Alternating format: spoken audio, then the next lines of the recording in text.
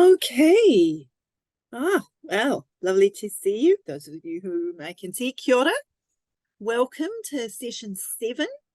Time is flying by. So a very good morning to you. And we are delighted to have Catherine with us today. So before I hand over to Catherine, I would just open with a karakia.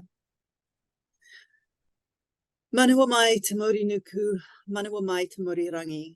Ko te Māori kei ohe Māori tupua, ka pakaru mai te pō. Tau mai te Māori, homie, huie, taikie.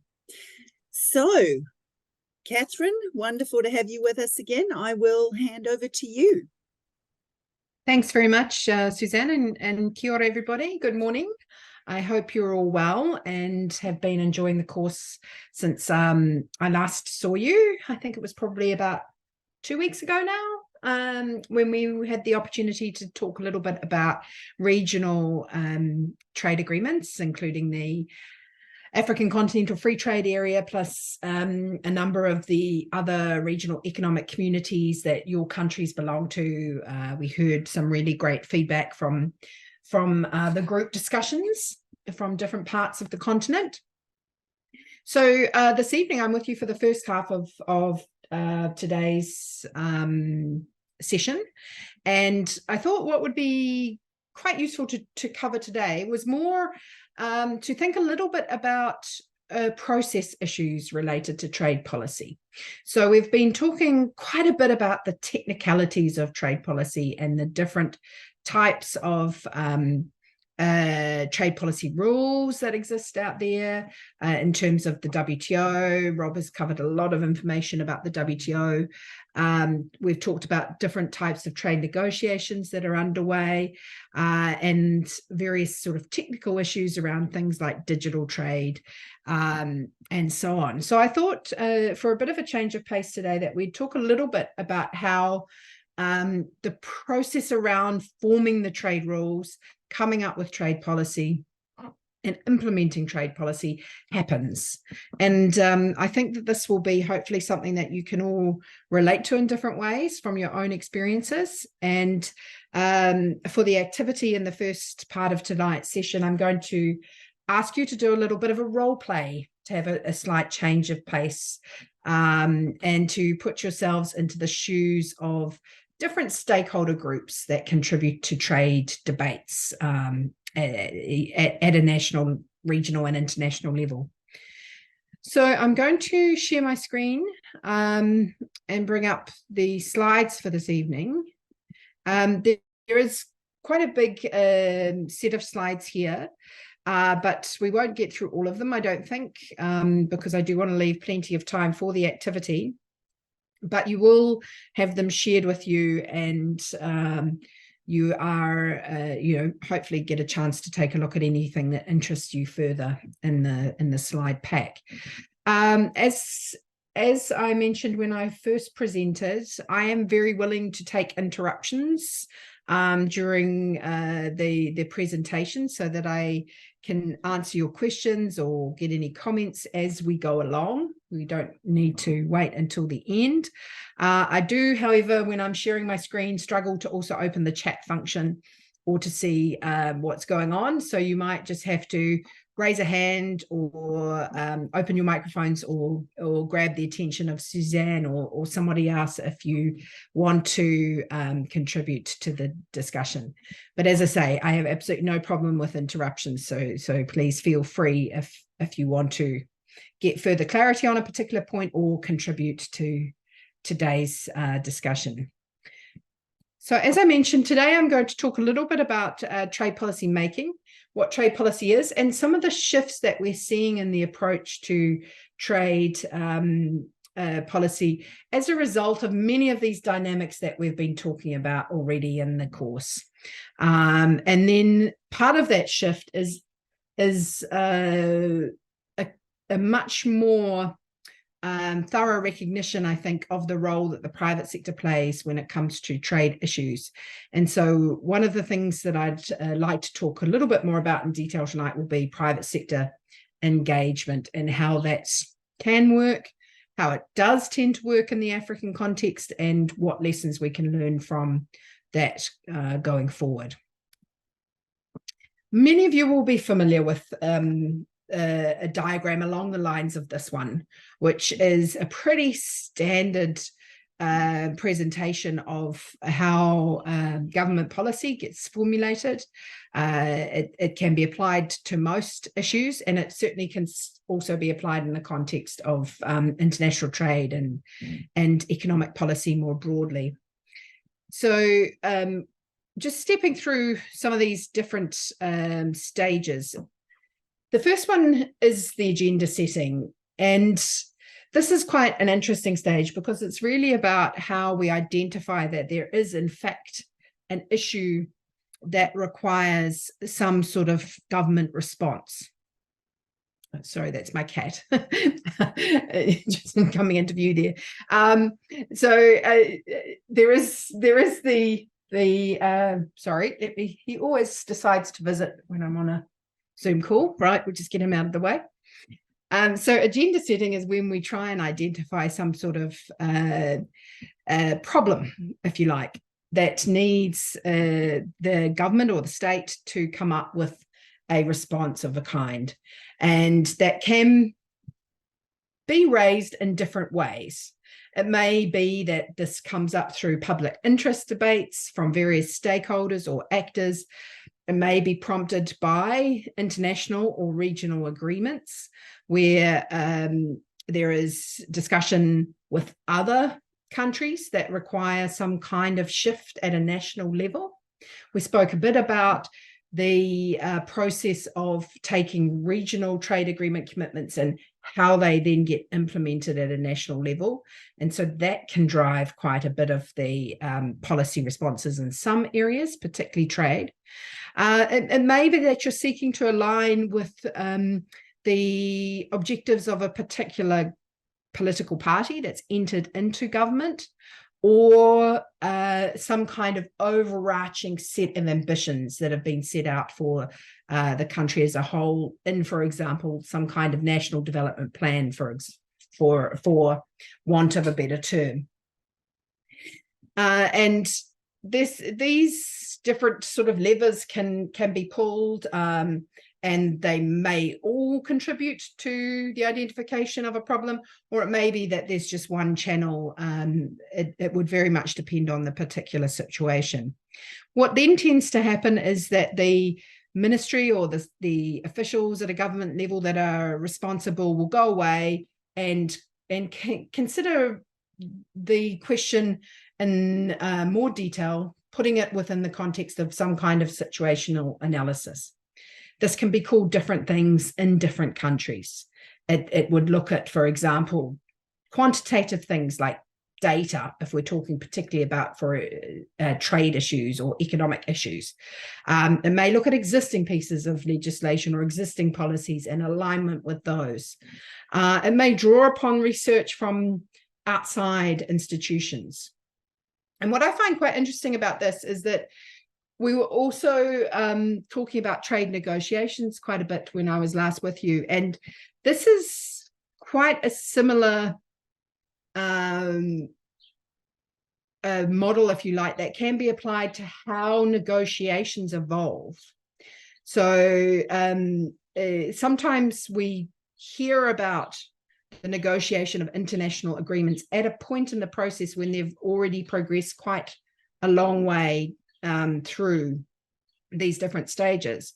But this type of schematic that I'm presenting here can be applied to negotiations in many respects as well. You will have, for example, a particular problem being identified by a country or a group of countries and put on the international agenda in a very similar way to what we have here in terms of national level policy. Policies are then formulated in response to those identified problems, and that can be done in different ways. It's not always going to require, for example, some legal response or legislative response. It may be that it's much more of a non-binding set of outcomes or a more low-level regulatory or standards response that's needed, not just always legislative change. And part of the policy formulation is also thinking through issues such as who will be the actors involved in the implementation of the policy and the oversight of the policy. And this often is a consultative process in many countries too. So thinking about your own country, for example, it would be really interesting to hear some inputs from you about whether or not policy formulation is something that is taken to a particular consultative forum in your own country, or whether this is something that is very much just government driven, or are there opportunities at particular points in a policy process for stakeholders such as civil society, business organizations, and so on, to make input into the design of the policy. This differs very much from country to country, but I think we certainly find that there are platforms, are processes in just about every country that's represented here. And then we come to the actual adoption of a policy. This is really putting in place those things that I mentioned that we would have been thinking about during formulation, such as the institutional framework, the pieces of legislation if they're needed, or the documentation, the human resources, and often budget is another major issue when we come to these points of the process in terms of adoption of new policies. And then the interesting part, if you like, from the point of view of trade, and this is where I will spend quite a bit of time now, and that is really around the implementation of trade agreements, trade policy, because this is where we have seen shifts in recent years to a firm acknowledgement that governments don't trade. You know, I think we've all heard that phrase or that mantra, if you like, in different ways, that it's the private sector, it's the business community that are the actual implementers of trade. And so this part of a policy making process becomes quite interesting when we have to have a division of roles, if you like, that allows the government who's designed a policy, who's gone through all these other stages, to facilitate the actions of others, which are really needed if we're going to see any impact from this particular policy. If we're going to be able to solve the problem, then in the trade world, that's going to require the participation of a range of non-government actors at this point. And so step 5, I think, becomes even more critical in many ways, because here you've got the opportunity for the government to play a significant role again in terms of monitoring and evaluating the impact of a policy or of an agreement. And this is something that I think is often a bit of an afterthought still in many instances. We get excited by negotiations. We get excited by the sort of the problem-solving parts of coming up with new policies. But often the resources are not made available for that final stage, which is really to collect information about how a particular intervention has influenced the activities within your country or region. And sorry, Catherine, there was just I didn't mean to interrupt you. I thought you were no, go. There was a question from Abdul asking if you could explain point 3 a bit more. Sure. Policy adoption. Yeah, absolutely. So we can go back to point 3. Thanks, Abdul. Sorry, I might have gone a bit fast over this one. So policy adoption will depend very much on what is required in addressing the particular problem that you're thinking about here. So, for example, if I take an area of trade such as protecting animal and human health. So the dealing with the spread of a particular disease through your animal herd. So if I think of this is me just come out with an example off the top of my head here, so you can probably tell. But if we think about, for example, we've got a foot and mouth outbreak. So we've got a defined problem happening within our agricultural holdings within a country. So we want to respond to that in some way. And we've gone through the process of consulting with all of the stakeholders, collecting all the information, those first 2 steps where we identify the problem, we get the context, we do a situational analysis. We then look at the different options for addressing the problem. When we have selected the preferred option, then we progress into policy adoption. And that may involve, for example, in the case of addressing a foot and mouth outbreak, the design of some kind of emergency response plan that is a set of short-term measures to stop the spread of a disease. So that could be very specific actions, such as controlling the movement of travelers across borders, making sure that they are washing their feet, not bringing anything contaminated in and out of particular zones within your country. So that could be a short-term policy response. The policy adoption may then also require other steps, maybe that you have to set up a particular working group or some kind of institutional structure to deal with this new problem and the response you've chosen. And that could require, for example, shifting of budget lines so that you can get significant numbers of human resources to help you in dealing with the problem that's required your policy response. So I hope that that's given an example, maybe that perhaps Abdul helps in understanding that step. I think many of us would think of policy adoption in terms of, for example, parliamentary processes where you'd take a piece of new legislation and move it through that whole process. But I think we need to think more broadly than that, particularly when it's in the trade space, because it's not always a legislative response that's needed. So coming back then to these last 2 steps. So we've got our new policy, we've got our new trade agreement in place, we've put all the measures in place for that agreement. Then we're in a phase of implementation. And often what I notice most at the phase of implementation, and I've been involved in quite a lot of implementation of trade agreements in different markets around the world, including in Southern Africa and in East Africa. And what I notice here is one of the most critical aspects of these 2 phases is information.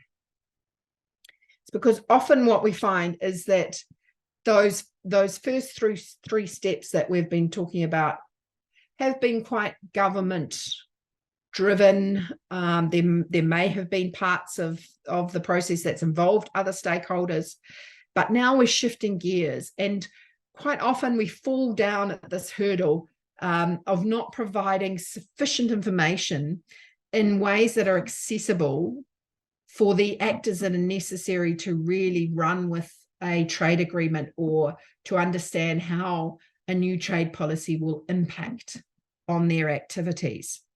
And so I think that that's one point that I think is really critical, is how do we communicate about trade? And how do we communicate about any shifts that happen? I think that that's something that's traditionally not been very well done.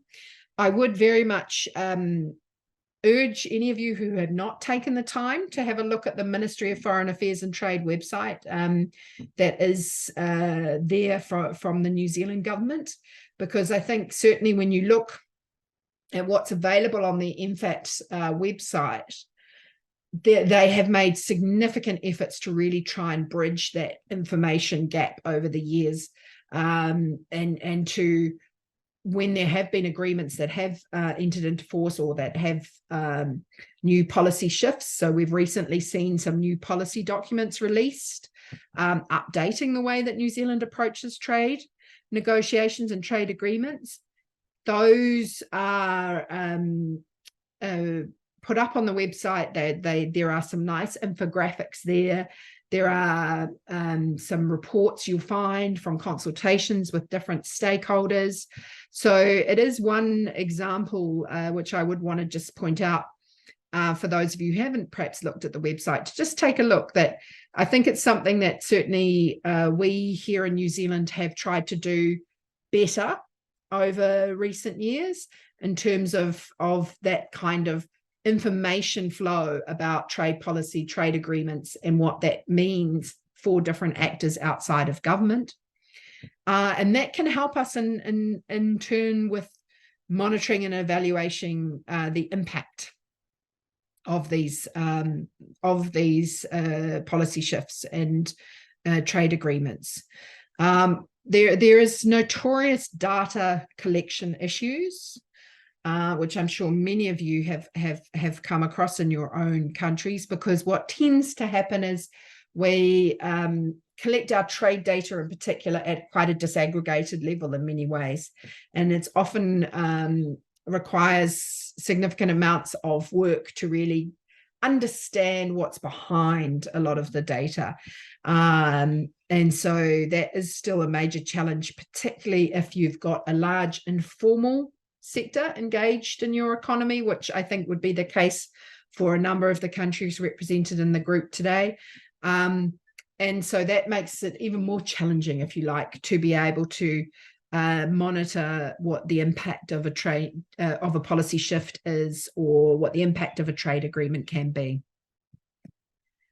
So that's the end of the sort of the broad brushstroke framework that I wanted to give you today on policy making, just so that we're all on the same page. And I think trade policy is really about, as I said, formulation of measures, rules, regulations that govern the movement of goods, services, capital, and labor in some instances, and then also the reduction of some of the barriers. So this is quite an interesting mix that you find in the trade space. You've got these two levers that I think we can pull, which is to try and bring down barriers, so that facilitation lever of government, or the other lever is actually to put in place necessary regulations. So what I think you can see if you have engaged at all in any of the academic literature around trade, and also what I think is coming out in policy circles as well, much more these days, is that we have seen a shift over time in trade theories and reflected in trade policies, from a broad macro consideration of big picture issues to much more consideration at the micro level. So that is reflected in a theoretical sense for those of you who perhaps are familiar with some trade theories, from ideas of, say, comparative advantage, through to much more thinking about firm level participation in trade. And this then shifts, I think, your perspective of how governments can assist. And we have had a much more facilitative overall approach coming through in the trade policies of many countries.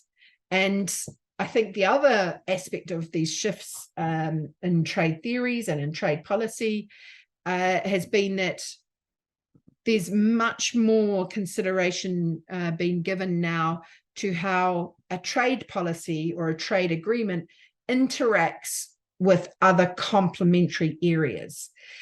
This whole idea that we could lower tariffs and let the free movement of goods happen, and we would see positive economic benefits, I think has been very much debunked.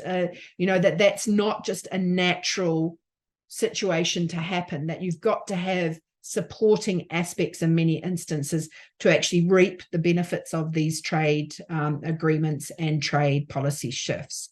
And so what we now see is a broader debate happening where trade is located within the context of other complementary policies. And I think it was interesting that we had the next speaker is going to talk about, for example, an approach to health issues, which I think is really interesting. And we'll be picking up on sustainability again tomorrow.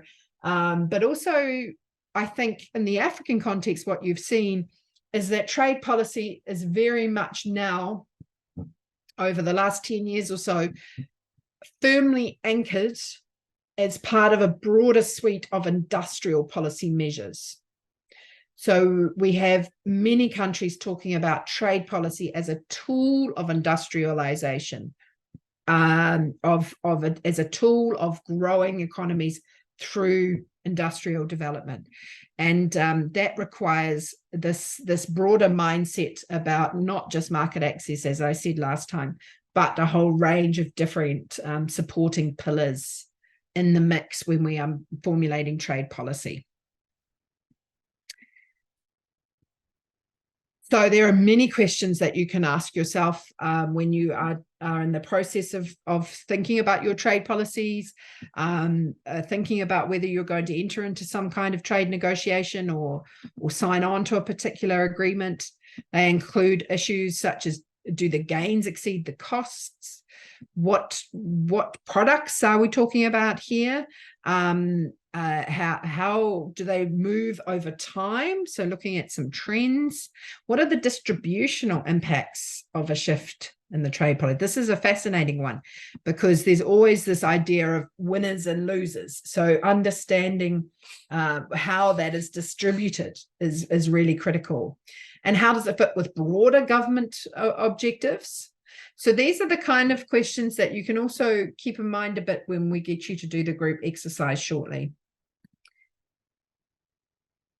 So what we're going to do for the group exercise this evening is really ask you to think not only about this whole process of formulating trade policy, entering into trade negotiations from a technical point of view, but to think about it from the point of view of the different actors involved.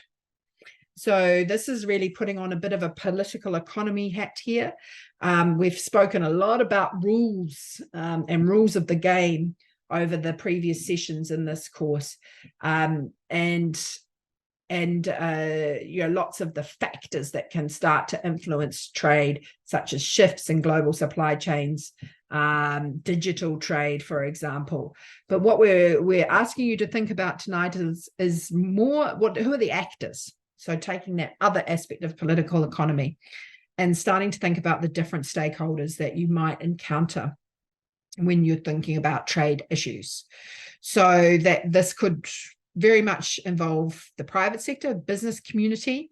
The business community is not a single homogeneous group. So we are going to ask you to think a little bit about the business community in different ways, because it's certainly not a unified a stakeholder.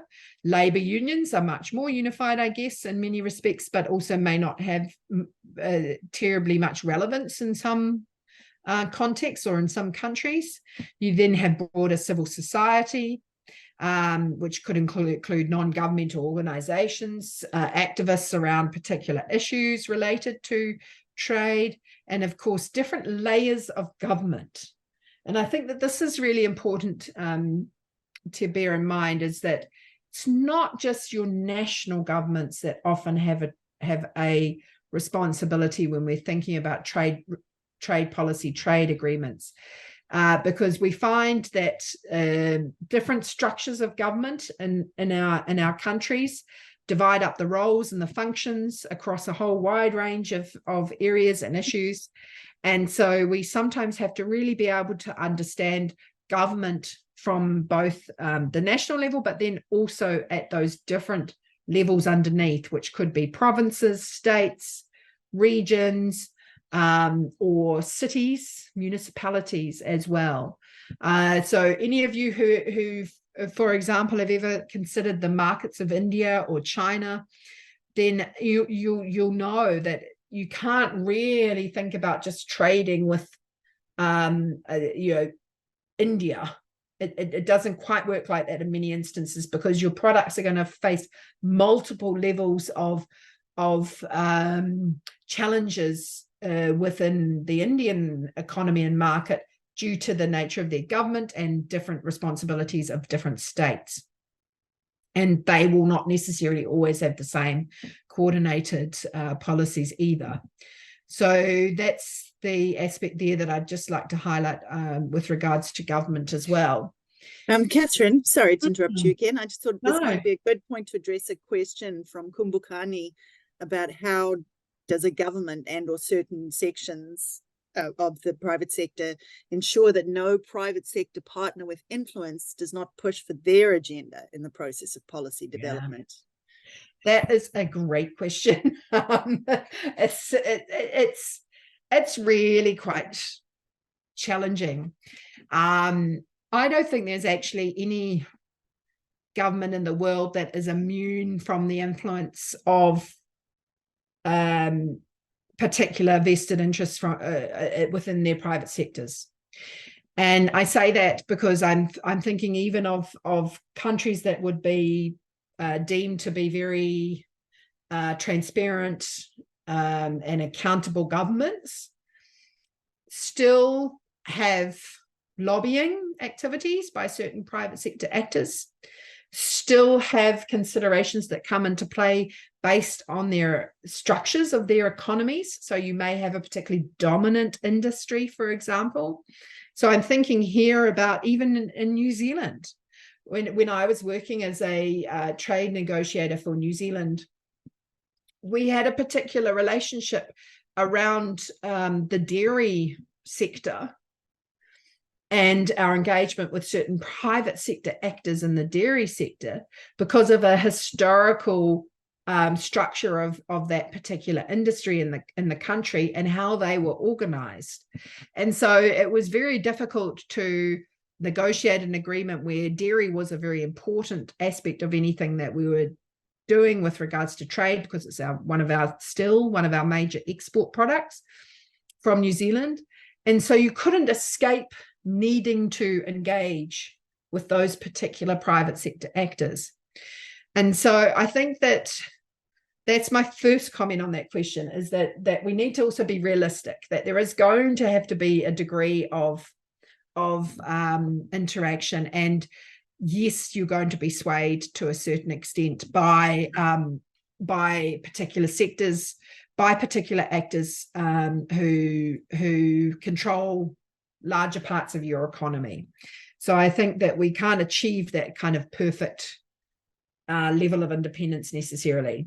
But there are ways that you can try to manage, I hate to use the term for the South Africans in the room, but state capture, which was a concept where you have the public sector just behaving in ways that is beneficial to one or two private sector actors. And traditionally, you would see that happen through things like engagement between a government and its business community being done through a third-party set of associations. So here's where we have the importance of business associations coming up. So I'm just going to come to these points here. So this is where we have and why we have, if you like, organized business structures in many ways. They are often set up to represent particular business communities, either sectors, industries, groups of particular private sector players like women, or you may also have very much an umbrella association that tries to bring everybody under it, whether that be a chamber of commerce or a private sector foundation or some kind of apex organization. And the idea of having those organizational structures in between the policy engagement with government and individual firms is to create that sense of making sure that we can't necessarily have vested interests controlling those interactions so much. And that is not necessarily a perfect system either in many instances. And I've included here quite a lot of information about organized business structures, which I'd be happy to talk a little bit more about if there is an interest in it, because certainly I think there are strengths to business associations that can really be helpful in providing a filter for information, for making sure that there is that ability to have an information flow going in both directions, so from government to private sector to government. But you do need to avoid that interest group capture that's referred to in the question, and that can be a real struggle, particularly when we're thinking about smaller economies where the private sector is really quite small, and where your private sector that's actually engaged in trade or actively participating in formal cross-border activities is even smaller. And so, you know, you're going to end up with quite a small group of participants in any kind of dialogue. Does that answer the question? Did I get the question correct? Is that helpful?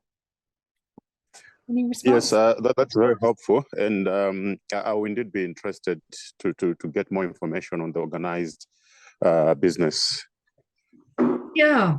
Group. Yeah. No, please, Kumbhakani, please reach out if you want to. I've put in some slides here which you can see, which is based on work that I've been involved with over the years and trying to organize private sector actors across Africa. Actually, I've been involved in a lot of the Pan-African associations and various regional associations and national level in South Africa too. So I'm very happy to talk on this subject because it is something that I'm quite passionate about, and I think is really critical to ensuring that that we not only get effective policy development, but that you also avoid that set of challenges around vested interests, which are really difficult to unravel once they get entrenched, unfortunately. So happy to come back to that. But what I wanted to, sorry, these slides are all a bit. So the slides are there. I don't know whether we'll get to them tonight, because what I wanted to do is give you the opportunity now to have some time in a group. And so I know that traditionally in these group activities, certainly in the sessions I've been involved in, we've asked you to kind of draw on your own country experience and talk about some of these the issues from that point of view. But I thought what we might do tonight is have you in your groups put yourselves into the shoes of a particular stakeholder and think about trade from the point of view of that particular stakeholder group. So I've chosen 4 stakeholder groups here, and so each group, I think, do we normally go to 4 groups, Suzanne? Did I get that right? Have you been? Yeah, 4 groups. Is good. Yep. Perfect. So group 1 could be representing the ideas of big business, multinational corporations included in that.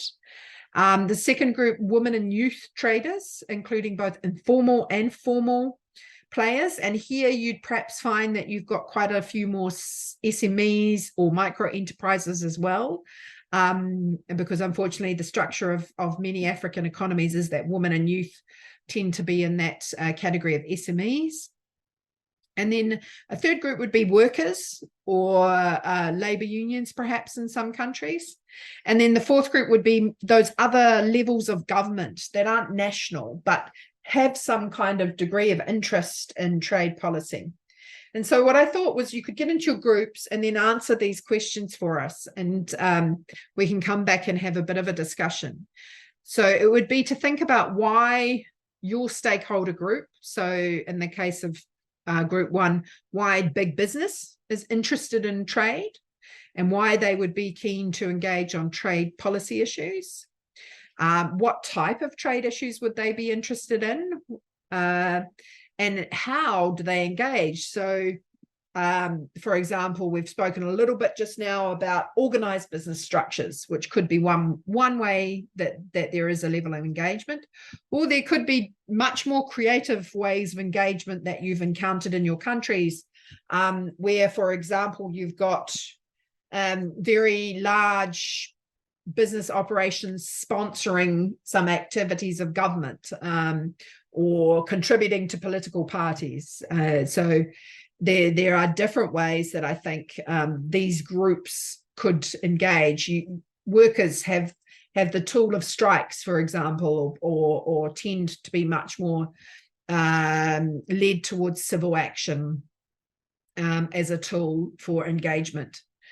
And then it would be good just to wrap up and think a little bit about how we would position these stakeholder groups on some kind of spectrum when it comes to trade.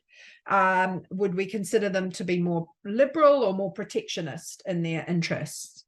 So this is what I think we could do for the next 20 minutes or yeah, does that sound about right? 20 minutes. And then that would give us another 15 minutes after that to have a wrap-up discussion and get the feedback from the groups. Yeah. Yeah. Okay. Does anyone have any questions on these instructions?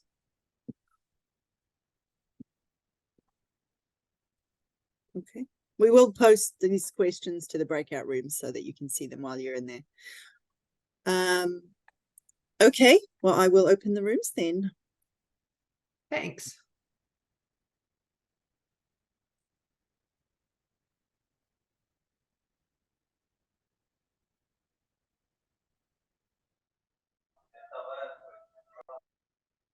Okay, please, can you elaborate more on the last bullet on the questions? How do you characterize your group's position and so on? Yes. So here I was thinking it would be useful to think about whether these groups of stakeholders would tend to be more inclined towards a position of supporting free trade and further liberalization of trade, or whether they would be more inclined to be seeking to be protectionist in orientation, so more controls on trade. Does that make sense, Tesha? Was it Tesha?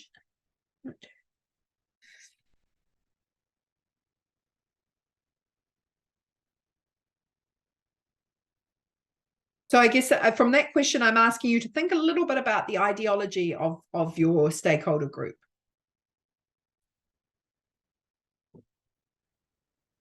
Okay, looks like everyone's back. Great, excellent. Well, welcome back, everyone. I managed to pop into all of the groups, and it sounded like you were having some interesting conversations and discussions about these different stakeholder groups and how they relate on trade issues. So I'm really keen to get your feedback. We have about 15 minutes, so I think that should hopefully give us some good time for the discussion. So let's get into it. The first group was group one, which was big business, multinational corporations, the larger private sector actors. Is there someone from group one who would like to kick us off? Yes.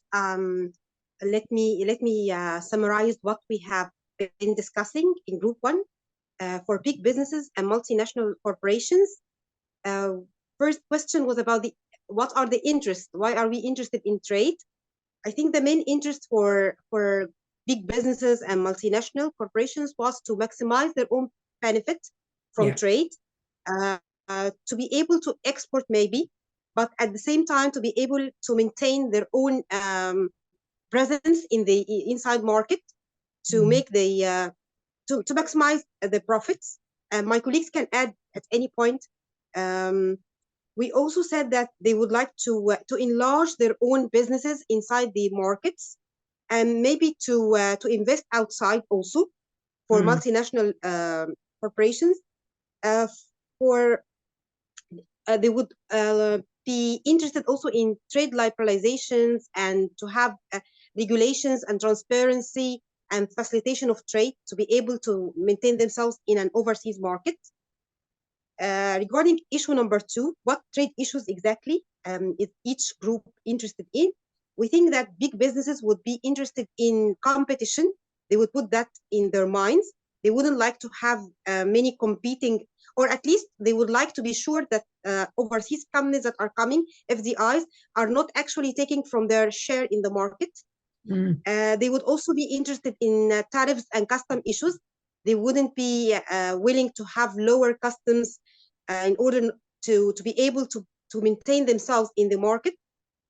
Our colleagues also think that it is important to have a community acceptance, that their own community would be accepting their existence by having some social benefits or giving some social benefits like security, social security, or for employees or something. For the multinational corporations, some other issues might come for interest, like the environment issues or transparency of laws, the legal framework, is it transparent or not, the social impact of their presence in the community. Regarding the how they are represented in the question number 3 in the sector or in the country, most of our countries, they agree that we have chambers of commerce that organize businessmen and big companies. We also have private sector associations. We have councils, export councils. For the last question, which is whether they are protectionist or liberal, we think that big businesses inside the market tend to be more protectionist. But for multinational corporations, they might have this liberal approach to go outside and to invest outside. So that's it. My colleagues can add if I missed on a point. Thank you. No, that's great. I mean, I think you've captured well that kind of quite complex set of interests of big businesses, which is to be quite protective of their own market, but want to liberalize other markets so that they can grow and expand. So often pushing for access into other countries. Yeah, that's excellent. And the point about reputation and concern about impact around social issues and more complex environmental issues and so on, I think that's also where we're seeing a lot of involvement of multinational corporations increasingly.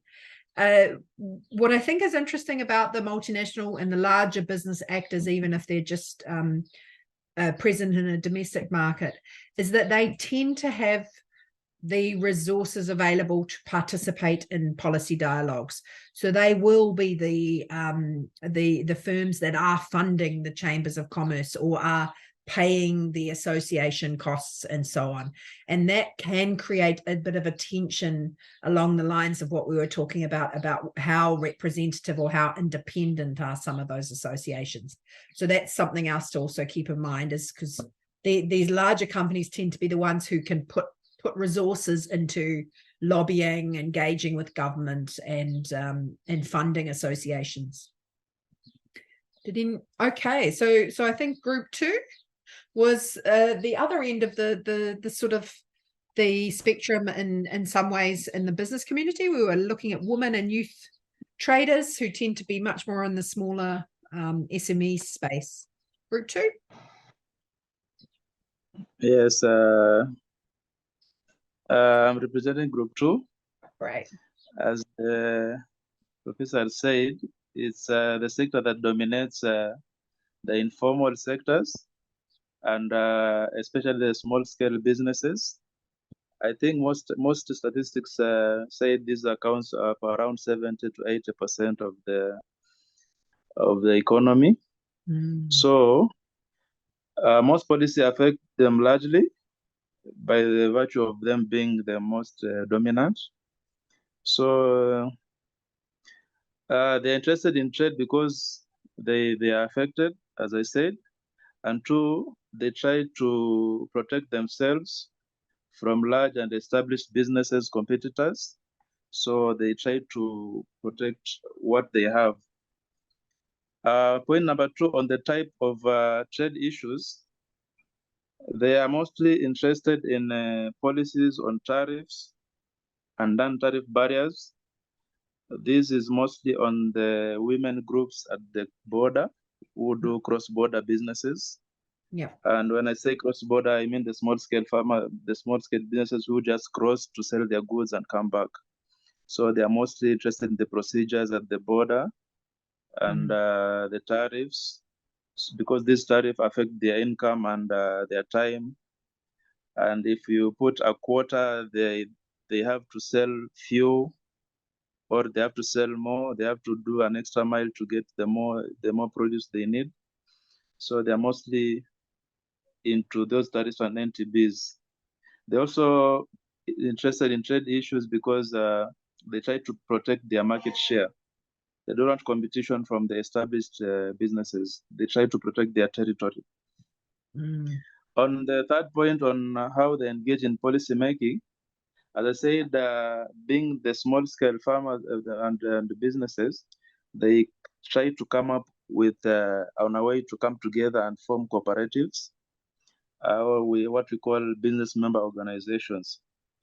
These are organizations where they come up with one voice, though they are not considered as big, the multinationals, but at least they can raise a voice together. And we normally take their views and consider them in trade facilitations, as it is embedded in the trade facilitation agreement with the WTO. We have to listen to them. So we just take their views and consider them in our next policy formulations. They also engage in policy making when we take their grievances through other measures, like when they demonstrate on the streets. They raise their concern through demonstrations. Yeah. If they identify some procedures that are not efficient at the border. Yeah. Another way is because women and youth are vulnerable. They are considered vulnerable in the society. Yeah. So we try to make policy to empower youth and women. So by them being vulnerable, they are considered in policy formulations. Some policies are geared to empower the youth and women. They are considered so that we can improve the economy from the bottom as well. I hope that is okay. On the last part, I will consider youth and women as protectionists because, as I said, they try to they don't like competition from the big fishes. They try to mark their territories.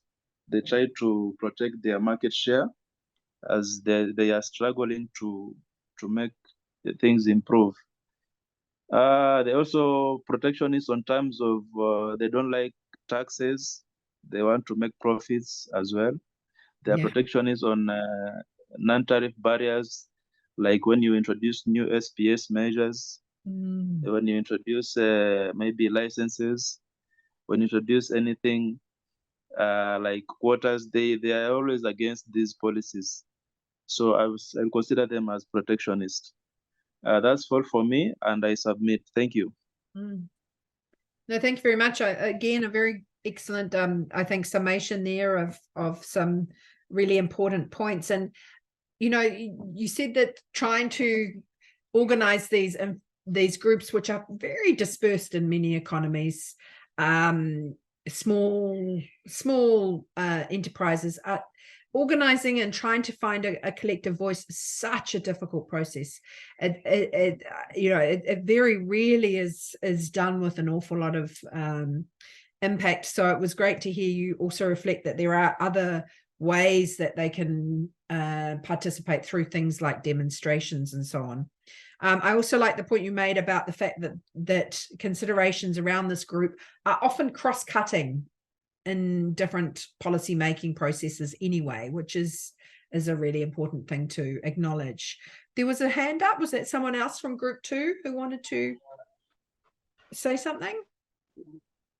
No? Okay.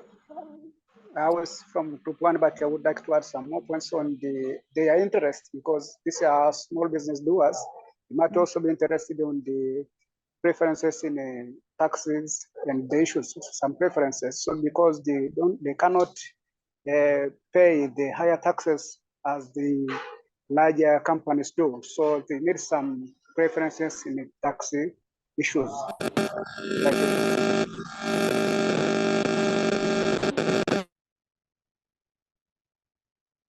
Yeah, I think that's a good point. Thanks, Tisha, is it? That's the name showing on my screen. I think that's a good point about, again, protectionist in your own market, but looking to perhaps bring down some of your costs as well through trade liberalization and reducing tariffs and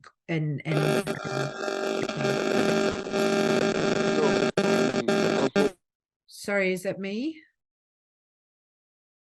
No, it's not. Thanks, Suzanne. Yeah, maybe addition to that in group 2, for the case of what type of trade issues are particular interest on your group. Trade issues are we call access to finance. Most of these small and informal sector, they are very, very, very lacking to access the finances. So they need to make sure that in the policy, how are we going to tackle the challenge of getting this one? Because they are required to provide this collateral which they don't have. Yeah. Yes, thank you. That's an excellent point, Abdul. So again, it comes to the idea that we can't just talk about trade in isolation. You have to consider other supporting measures, such as, for example, finance, if you're going to help these particular stakeholders. Now, Suzanne, I see we're at 10 to 7. Can we have a few more minutes of time? Yeah. Yeah. Okay, definitely. great. So if we could go to group 3 and the unionists, the workers. Okay, can you hear me? Yes. Yeah, no, in our group, we were discussing about the issues of unions and organized organized workers. We found out that, okay, most of the things are very much common amongst our countries. Zambia, we had Zambia, we've got Tanzania and South Africa, and also, yes. But in most cases, you'll find that when we look at the first question of why is your group interested in trade, is that most of the unions are very, very, very much interested in trade because they are looking for issues like that affect workers, issues like working conditions, competition due to exports or due to imports, employment, because they view this thing as that when the economy is growing, it creates jobs, but there must be a fair competition between domestic and foreign producers or companies. So there are always some sort of like a trade defense instruments that the unions always try to come up with, to try to deal with unfair or when they feel that something is threatening their workers, more especially with the issues of employment is concerned. They always come in and then to try to and also issues of working hours, maybe if the multinational countries, issues of pay, how much they earn or something like that. Yeah, because there has always been an issue of I've heard here, more especially in South Africa, where people say, no, the reason why things in China are cheap is because they've got a they've got a cheap labor that side, and it's not easy. Some of the companies feel that, oh, it's better to go and import things from China because they get them easily. While in South Africa or in any other country or in Zambia, like one the other gentleman was indicating, to show that some of these multinational companies, they try to force things to happen. And then, what type of trade issues are you interested in? Usually the unions here, you remember, usually they organize themselves into members and things like that. They are mostly interested in issues that have to do with working, like, for example, issues of manufacturing and construction, finance, and also agricultural, more especially agricultural sector here. It's and manufacturing, yes, manufacturing, and because some of the countries here are doing mines, and so many things are being exported outside the countries.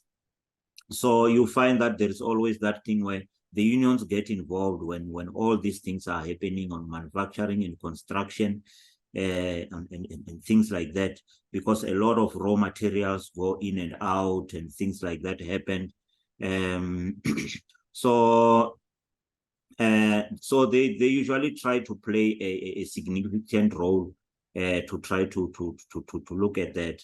So there is also an issue of this issue of I think point, how does your group engage in trade policy and making in your country? Yeah, we found that in our different countries, the way they engage it's very different. But there is this one common one where we say most of the trade unions are independent of the government. So usually they are not part of the government.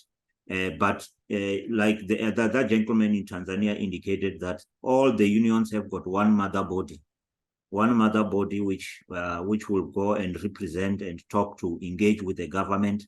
And also on the other side, you'll find that the employers also have got their own associations. So in other words, it's an employer associations versus the mother body of the unions, where they discuss things like that. Here in South Africa, we also have this thing. I don't know whether you've heard about something called a tripartite alliance, wherein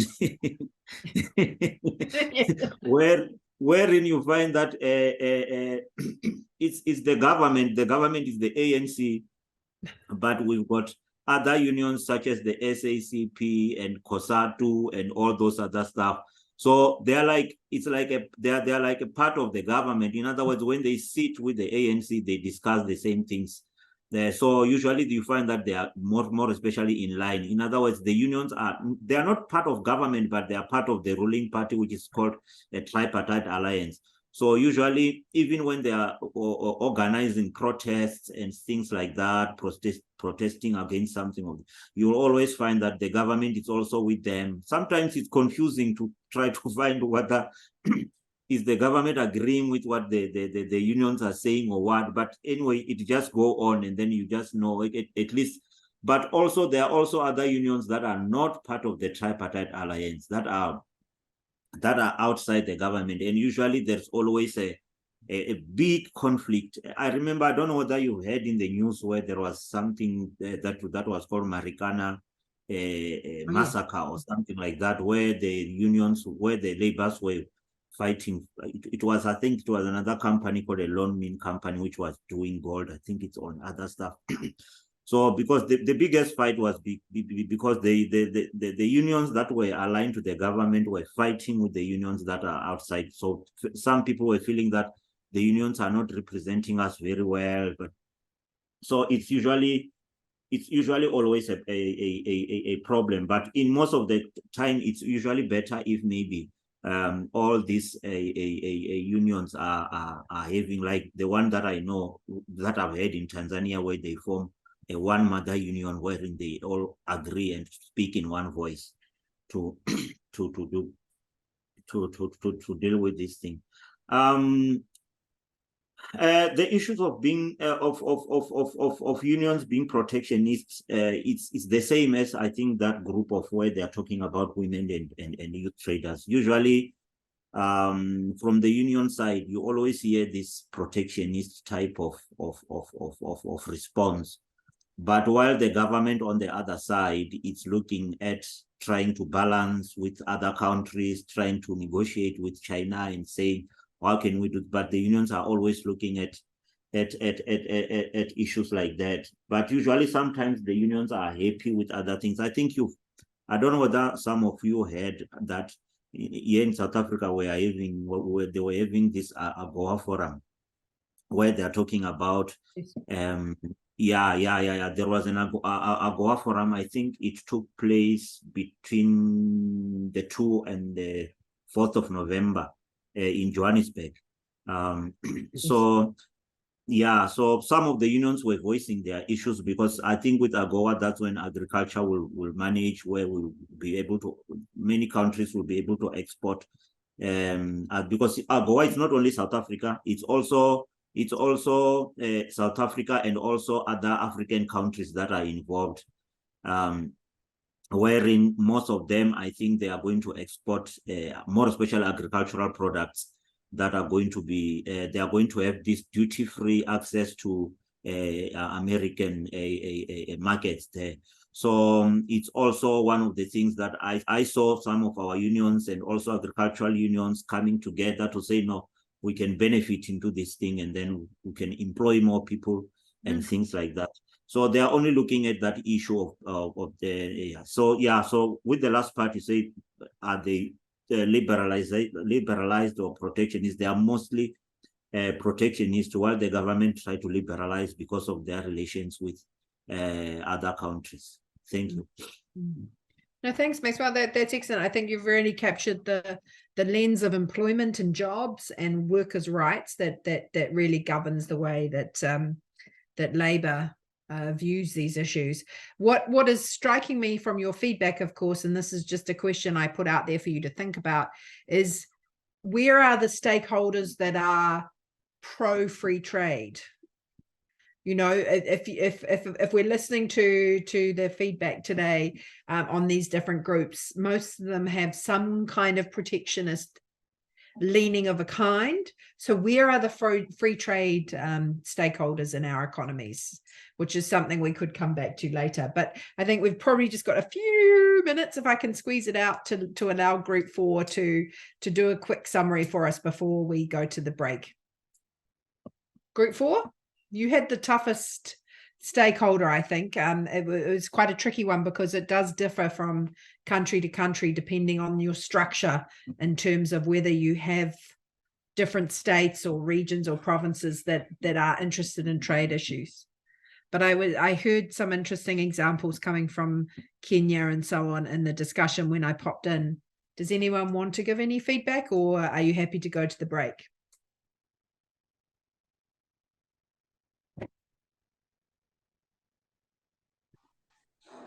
Okay, I'll go first. Yeah, so we had contributions from Kenya and mostly Malawi and of course Zimbabwe. And like you've rightly put, our setups are quite different. For Malawi and Zimbabwe, we're quite similar because we all have like city officials, district officials and district councils. But for Kenya, the setup is a bit different because the counties are basically like more of like a small government within the big government, which has the authority to make trade negotiations and strike trade deals. Wow. But with respect to our group, what we really looked at is, so the group is interested in trade and they're interested in all the trade sectors. So it could be agriculture, it could be commerce, any trade that is within their city or district or council. And why that is the case is because they are more into making sure that all traders pay, let's say, city levies, that they pay trade tariffs, and to make sure that by the end of the day, them as a council and as city officials provide a conducive environment for trade for all traders. And they also have to make sure that the utilities are also of good standard, and also make sure that, let's say, issues of sanitation, hygiene within the cities are also up to standard. So they regulate that. And for them to do that, they need the levies and they need the tariffs from the traders. When it comes to issues of policy and how they're involved, specifically for Malawi, these city and council officials or district officials are also very crucial when it comes to district level or city level consultative meetings for development of policies or policy reviews.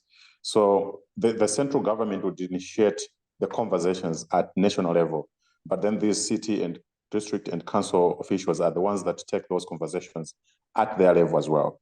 So bringing together all the city main players to have their input into issues of trade and trade policies is basically their one of their core responsibilities. And with regards to whether they're liberal or protectionists, I think they're also protectionists because by the end of the day, they need to protect the interests of the government. On the other hand, they also need to protect the interests of the traders. So they have to strike a balance by the end of the day. Unless if Soila from Kenya has any additions, then I also submit. Right. Thanks very much. Thanks to all. I think that we're going to have to call it there for this discussion today, but I really appreciate all the inputs and really interesting points that came out of those group discussions.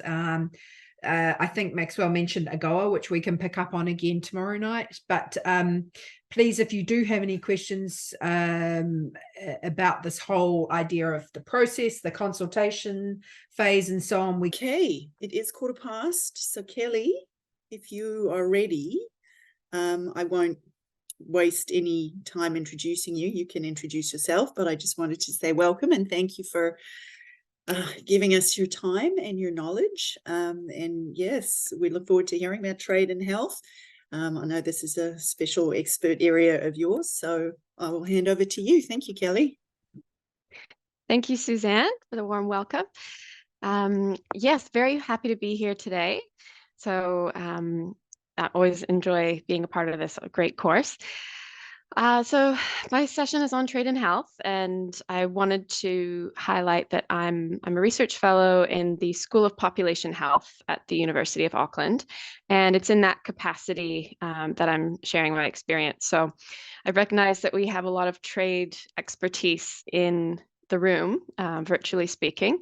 And I'm really coming from a health perspective, and I did my PhD looking at the intersection of health policy and trade policy in areas where there might be coherence or incoherence. So just wanting to bring a little bit of that, that health knowledge to the trade policy course. So I'll just mention before we get going that we'll have some time for questions and feedback at the end, but do feel free to stop me and ask questions anytime. You can use the raise hand symbol, and I'll try and keep an eye out for that.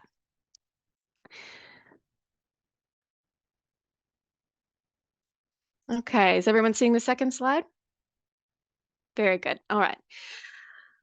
So just a few objectives before we launch into the session. I'd like us to be able to identify some of the key intersections between international economic policy and health policy, and to sort of critically assess this policy coherence, or to identify any areas of incoherence between these objectives. I'd like us to be able to identify some of the key stakeholders that influence population health through trade policy, through their respective interests and priorities. Like to understand and be able to balance the connections between public health and also environmental objectives when looking at things like regulatory impact assessments or cost benefit analyses of any trade policies, and sort of a future proofing of trade policy with health objectives in mind, so to speak. And just a background for our session today, I'll start with a bit of sort of population health 101, going over some of the basics, determinants of health, and so on. We'll do a quick round of introductions, though we have a little bit less time than I thought we would, so we might make this super brief. But to get a feel for your background and baseline knowledge in the health aspects of trade, we will then cover some different areas of intersection between trade and public health, followed by a short break. And next, I will use nutrition policy as a bit of a case study to illustrate some of the challenges we face in finding this coherence between health and international economic policy. And we'll dissect some examples from the region. We'll have a breakout room session to share your experiences and finish with a quick summary of what I think are some of the key challenges in finding policy coherence between health and trade, and my own recommendations on designing healthy trade policy. We'll have about 20 minutes, hopefully 20 minutes for questions and feedback at the end before we wrap up.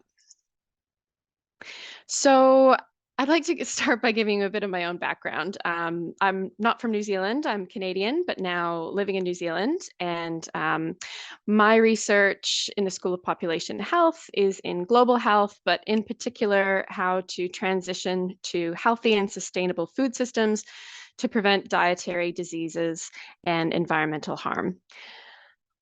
And I originally trained in health geography, which has to do with how place affects our health and well-being, because health isn't just about our individual genetics or lifestyle choices and behaviors. It's affected by our family and community environments, the society we grow up in, and it's affected by our physical environments as well, both in the immediate sense and as part of global systems and processes that we are part of.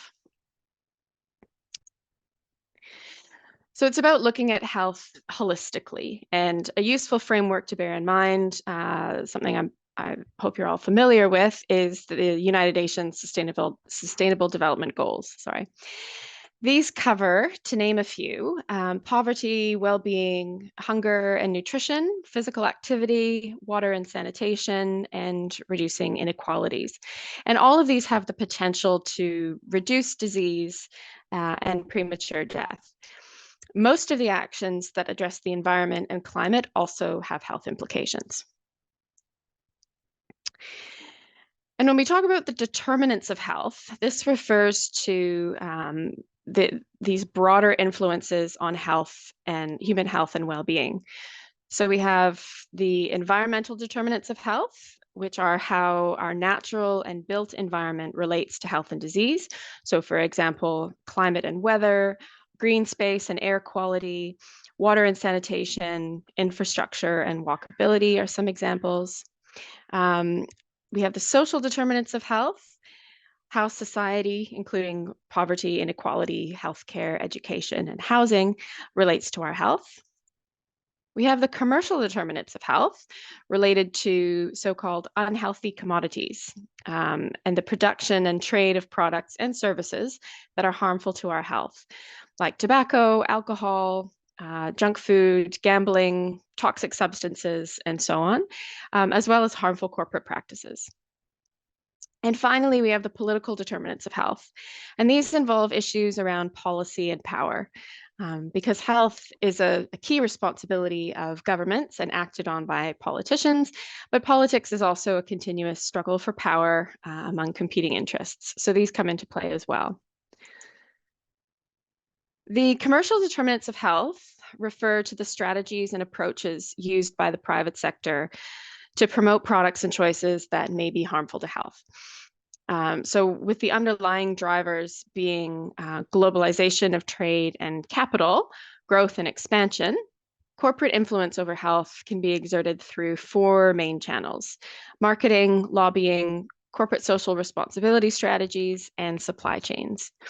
The marketing enhances the desirability and acceptability of unhealthy commodities. Lobbying can impede policies to address harmful commodities. For example, something like plain packaging on tobacco, minimum drinking ages.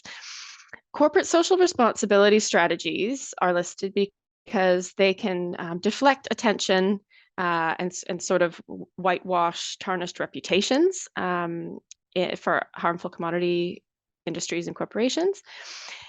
And then finally, through extensive supply chains, companies can amplify their influence around the globe. So these channels boost corporate reach. They magnify the health impact of the commercial enterprise, and the breadth and depth of corporate influence is expanded as more people are reached with ever-growing consumption. Health outcomes are determined by the influence of corporate activities on the social environment in which people live and work.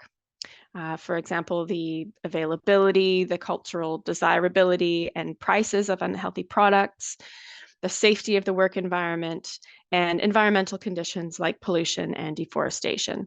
So this environment shapes the so-called worlds and lifestyles and choices of individual consumers, ultimately influencing their health outcomes. But another maybe simplified way to look at the commercial determinants of health is that they cover three areas. First, they relate to unhealthy commodities that are contributing to poor health. Secondly, they include business, market, and political practices that are harmful to health and used to sell these commodities, and also to secure a more favorable regulatory environment. And finally, they include the global drivers of poor health, such as market-driven economies and globalization that have facilitated the use of such harmful practices.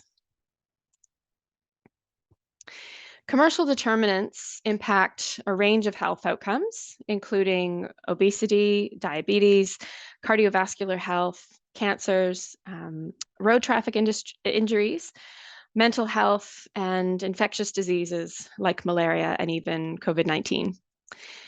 For example, company choices in the production, the price setting, and aggressive marketing of products like ultra-processed foods or junk foods, tobacco, sugar-sweetened beverages, and alcohol can lead to non-communicable diseases such as hypertension or high blood pressure, type 2 diabetes, certain cancers, cardiovascular disease or heart disease, and obesity.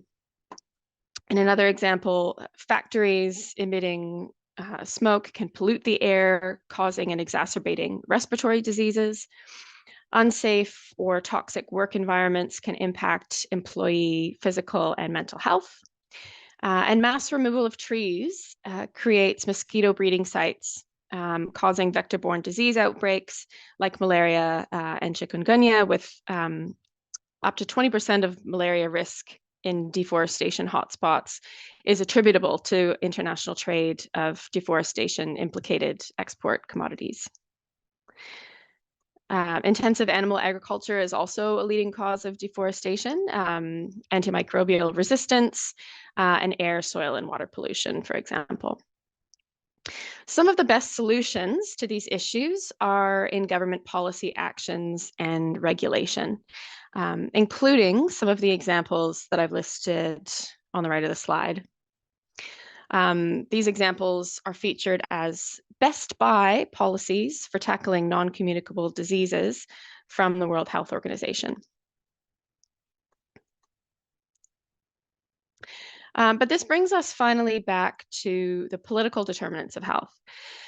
And this looks at how different power dynamics, institutions, processes, interests, and ideological positions affect health within different political systems and cultures, and at different levels of governance, so local, national, regional, and so on.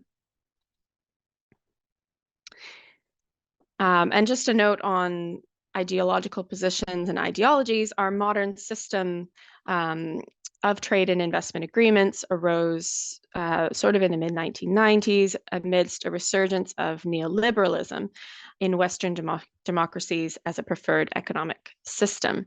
And so this is the paradigm that we're all operating in. And it's generally associated with economic liberalization policies like privatization, deregulation, globalization, free trade, austerity and reductions in government spending in order to increase the role of the private sector in the economy and society, and to minimize the role of government. So we'll come back to this concept as being the dominant paradigm under which trade agreements are designed, but something that's also at odds with some of the population health policies that are recommended by organizations such as the World Health Organization. So that was sort of a crash course in population health and the type of objectives that we'll be discussing in the lecture today. I'd like to know, just to take a quick break and hear from you in terms of what your experience is incorporating health issues professionally as part of your work in trade. I'll call upon a few people. I can see, let's see. Most of the cameras are off, and I assume that is because of bandwidth issues, but I'll just call in a few people to introduce yourselves, and maybe if you have any examples that you can share where there's an aspect of international trade in your country context that could have implications for public health. I have Shireen's got a camera on, so would you do the honors of being the first?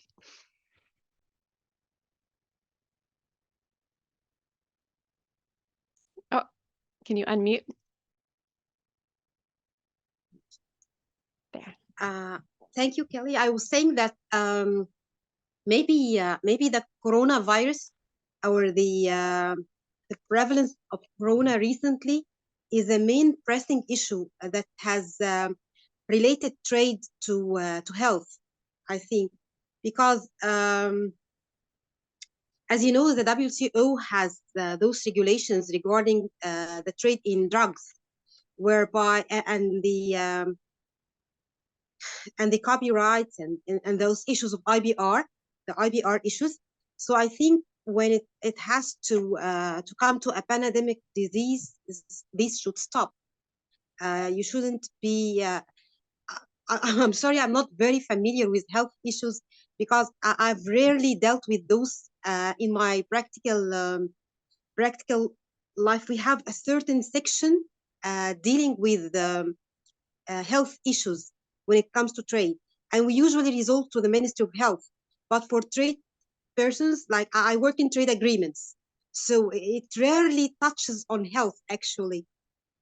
Yeah. And there are special committees that deal with those issues. So I'm not very much aware of how to relate these to trade. I'm sorry. Well, thank you for sharing. And that's something that we'd like to cover today. Really is, yeah, how to reconcile these different approaches. And in the end, no one person can be an expert in everything, right? So we have to be able to, break down silos between different sectors and be able to work together on these issues. Is there anyone else willing to share who'd like to turn on their camera and share their experience? Yeah, thank you, Kerry.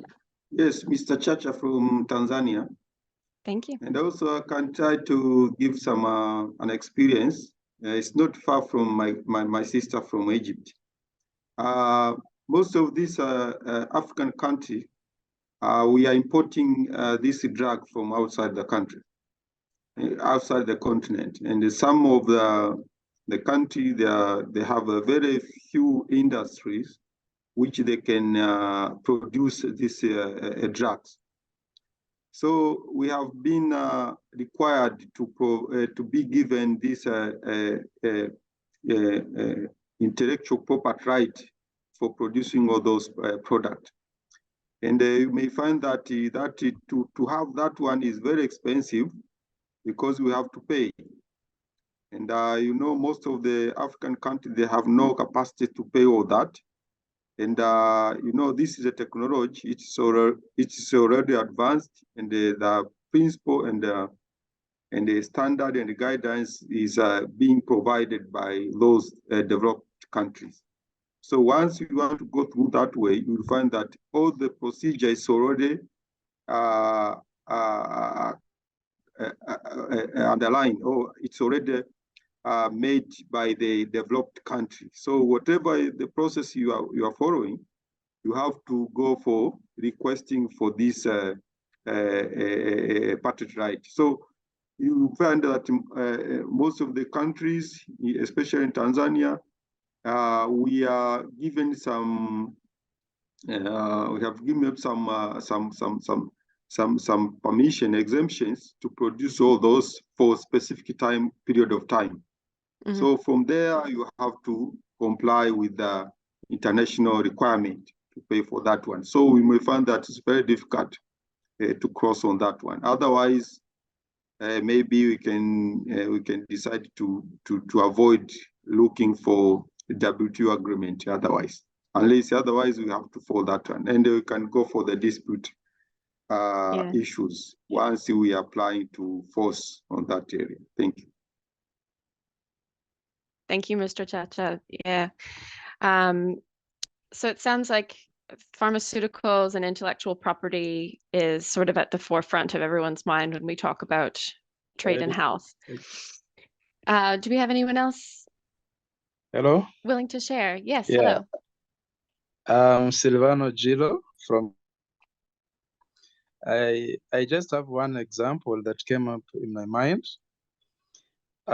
We in Kenya, we are importing the pesticides and herbicides from other countries, and I've read an article that it has raised some concern in our country because you have realized that those pesticides are actually banned from the countries they come from, and we find them imported in Kenya, and our farmers are using them on the production chain in their farms. Yeah. So we've seen some cases of severe illness from emanating from the same pesticides and herbicides. So I would say that is one example that we cannot say it could have implication. I said it is actually having some implication for the public health. And at the moment, I know that the Ministry of Health is working something on how to ban those importations. Thank you. Thank you, Silvana. That's a great example. Okay, just in the interest of time, I think we will keep going. Although we have Gray Tembo. Would you like to share before we move on? You've unmuted, so I'm assuming it's because you can share your experience.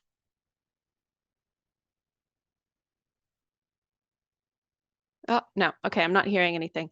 All right, so we will proceed, but great to have a bit of background there. This is Great Tembo from Zambia. Mine is just to say thank you for, with regard to health, our case in Zambia is before they cross over to those nations. So maybe that is the only example I can give for now. Thank you very much.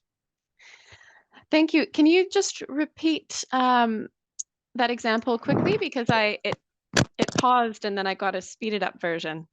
Couldn't quite catch it.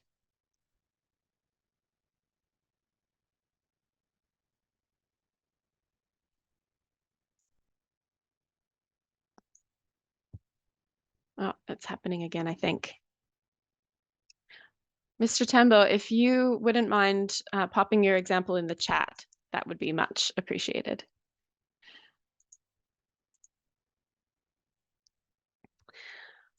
Okay, so moving on, wanted to cover, I guess, more broadly, some of the implications of trade for health. Neighboring countries to do their business, they are before.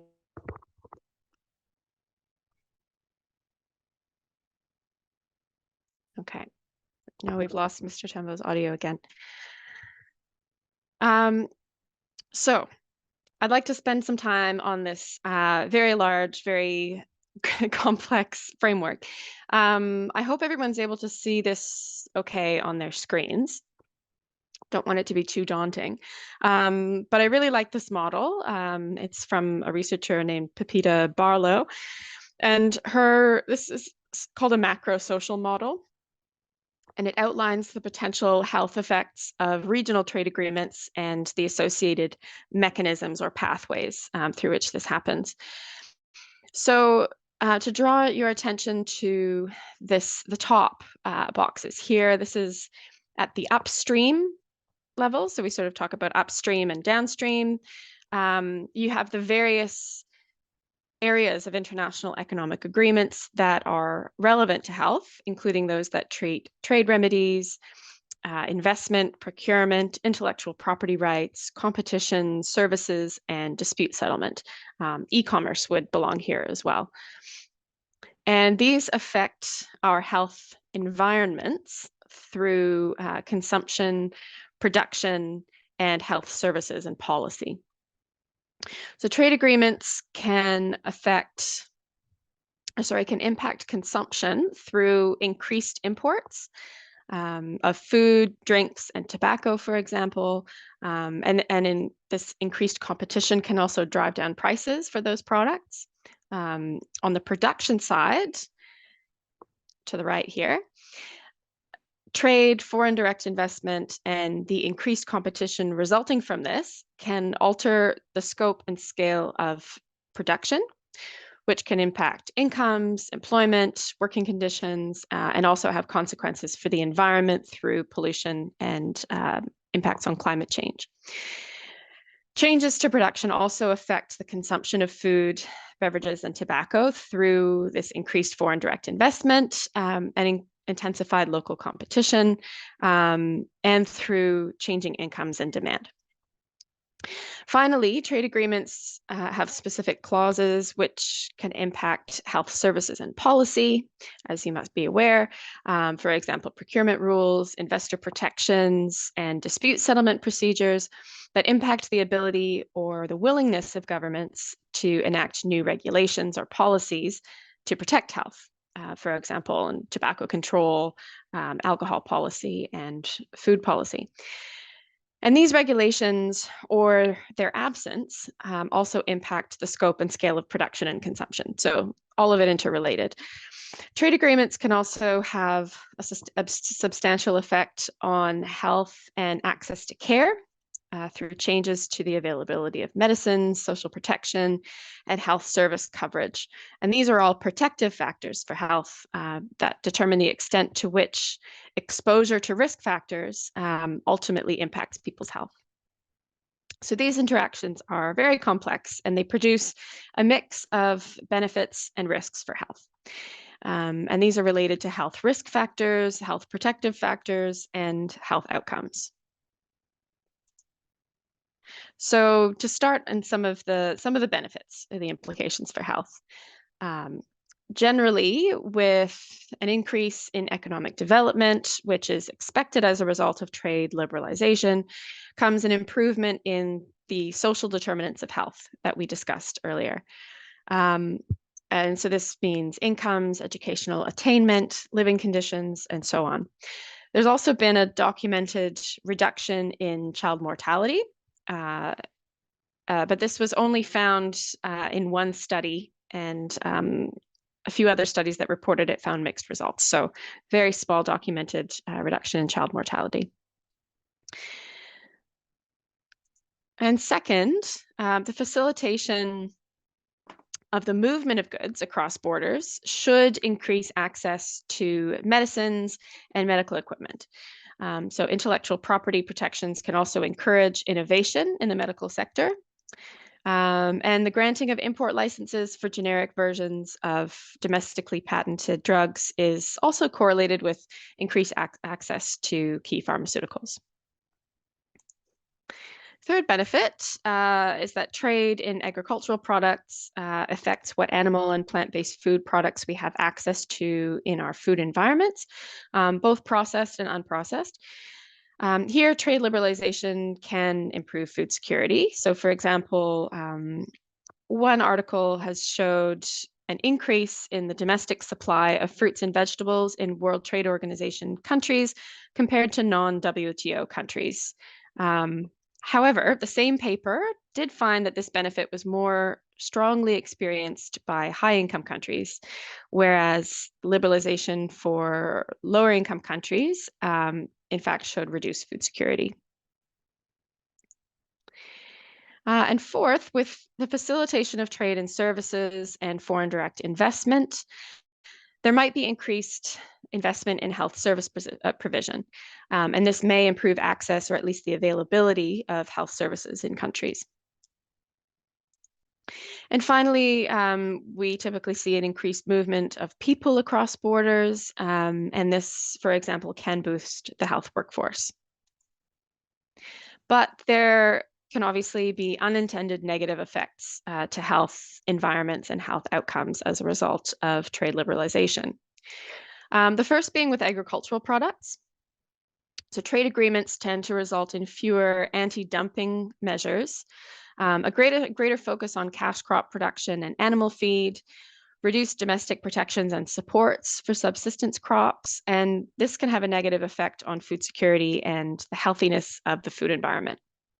So overall, the evidence base shows that entering into trade agreements and implementing associated policies on agriculture is correlated with increases in imports and consumption of edible oils, meats, processed foods, and sugar-sweetened beverages. And so all of these tend to have negative impacts on health and diets.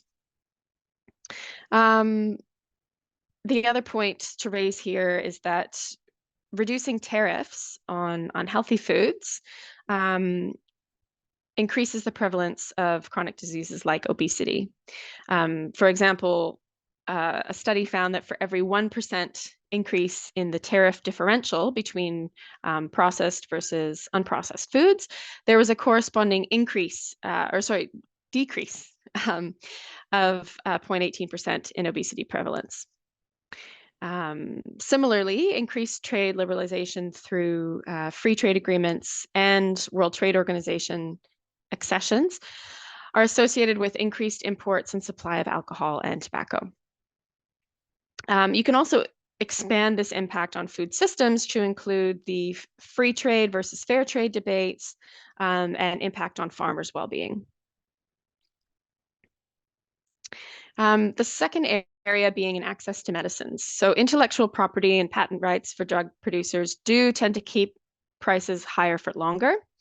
Some of this has been addressed previously, and certain countries can now grant import licenses or waivers for generic versions of domestically patented drugs, which helps to increase access to pharmaceuticals. Obviously, global trade in vaccines has received a lot of attention recently in a post-COVID world, with many human rights organizations arguing for and attaining agreement on waivers of patent protection for COVID vaccines in order to address global inequities in access to them. But just how progressive this text has been is controversial. Waivers for diagnostics and therapeutics were originally included, but were stripped from the text in order to get political support. And the third is this area of policy space or regulatory freedom. The prevention of chronic diseases like several cancers, heart disease, diabetes, overweight and obesity requires a regulation of unhealthy commodities such as tobacco, alcohol, unhealthy food and beverages, and unsafe products. As it comes to pesticides and toxic materials, as Silvano raised, all of which fall under trade and investment obligations. So your technical barriers to trade and SPS, sanitary and phytosanitary measures agreement. There are several examples of public health measures that have been contested on the grounds of incompatibility with trade and investment agreements and the associated commitments. So trade agreements can thereby limit governments' freedom or policy space, as we refer to use things like taxes, subsidies, restrictions on marketing, mandatory health labeling regulations, or product bans, for example, for public health purposes. And again, in health service provision, there can be a mixed effect. So while foreign direct investment could be beneficial, privatization can mean higher healthcare costs for users and inequality in access to care. It's also been suggested that in low and middle income countries, tariff reductions correspond to declines in public health expenditure on health services because of reductions in government tax revenue. And finally, with increased movement of people across borders, the example given being in the health workforce, there's a mixed effect as well. With greater freedom, but also unequal incentives, this can lead to sort of a brain drain of skilled workers in low and middle income countries. Oops, I think I've skipped a few slides here. So critically, what we have here is an inequity that's sort of implicit to contemporary trade agreements. The impact of trade liberalization is not distributed equally across countries nor within national borders. Overall, higher income countries, educated individuals, higher income groups, and those working in export sectors are more likely to experience the benefits of trade liberalization, such as reduced food insecurity and child mortality, while lower middle income countries, individuals living in poorer households, less educated individuals, and those working in less competitive industries are less likely to experience any gains and instead suffer some health deteriorations.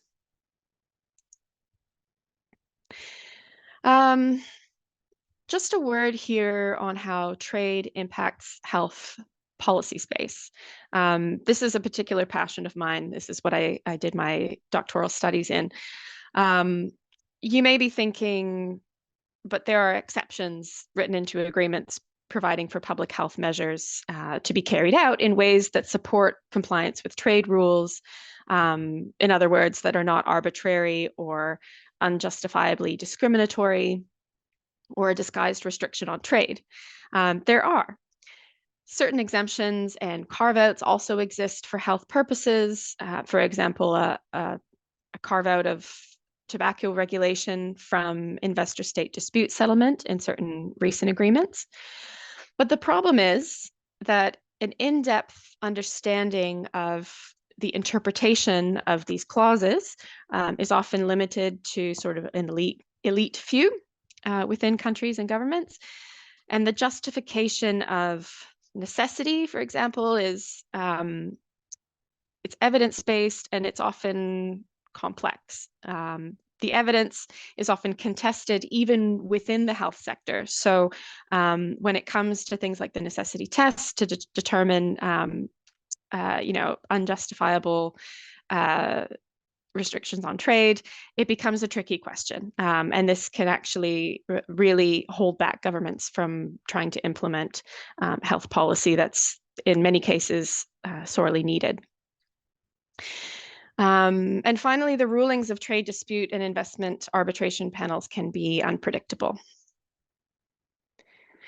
You'll probably be familiar with these examples of World Trade Organization disputes related to health policies. And I won't go into any of these cases in depth because we're limited on time.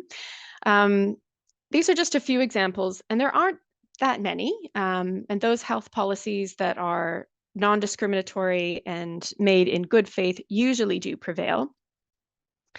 In the first or the top two, the defendant countries were able to maintain their public health measures. And in the second two, the manner in which the public health policies were applied was deemed inconsistent with trade rules. So in other words, they were necessary but not undiscriminatory. And the defendant countries lost the disputes. These are the examples of cases that have actually gone to a dispute. But as we'll talk about soon, there is a lot of a lot of discussion that happens in the informal forums to trade agreements before it ever even reaches a dispute level. So there have also been some high-profile trade and investment disputes related to tobacco control measures. So you've got plain packaging legislation in Australia and single presentation requirements in Uruguay.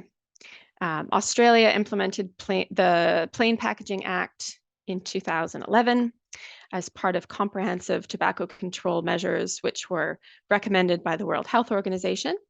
But complaints were brought by Ukraine and Indonesia that this violated several aspects of intellectual property rights, including unjustified restriction on use of trademarks under the TRIPS agreement, Articles 2.1 and 2.2 of the Technical Barriers to Trade Agreement, so that these were discriminatory and more trade restrictive than necessary, and Article 3.4 of the General Agreement on Tariffs and Trade. The panel ruled in favor of Australia, Honduras, and the Dominican Republic appealed the decision, and the appellate body upheld the panel decision in 2020. But the tobacco transnational company Philip Morris Asia also challenged the regulation through investor-state dispute settlement.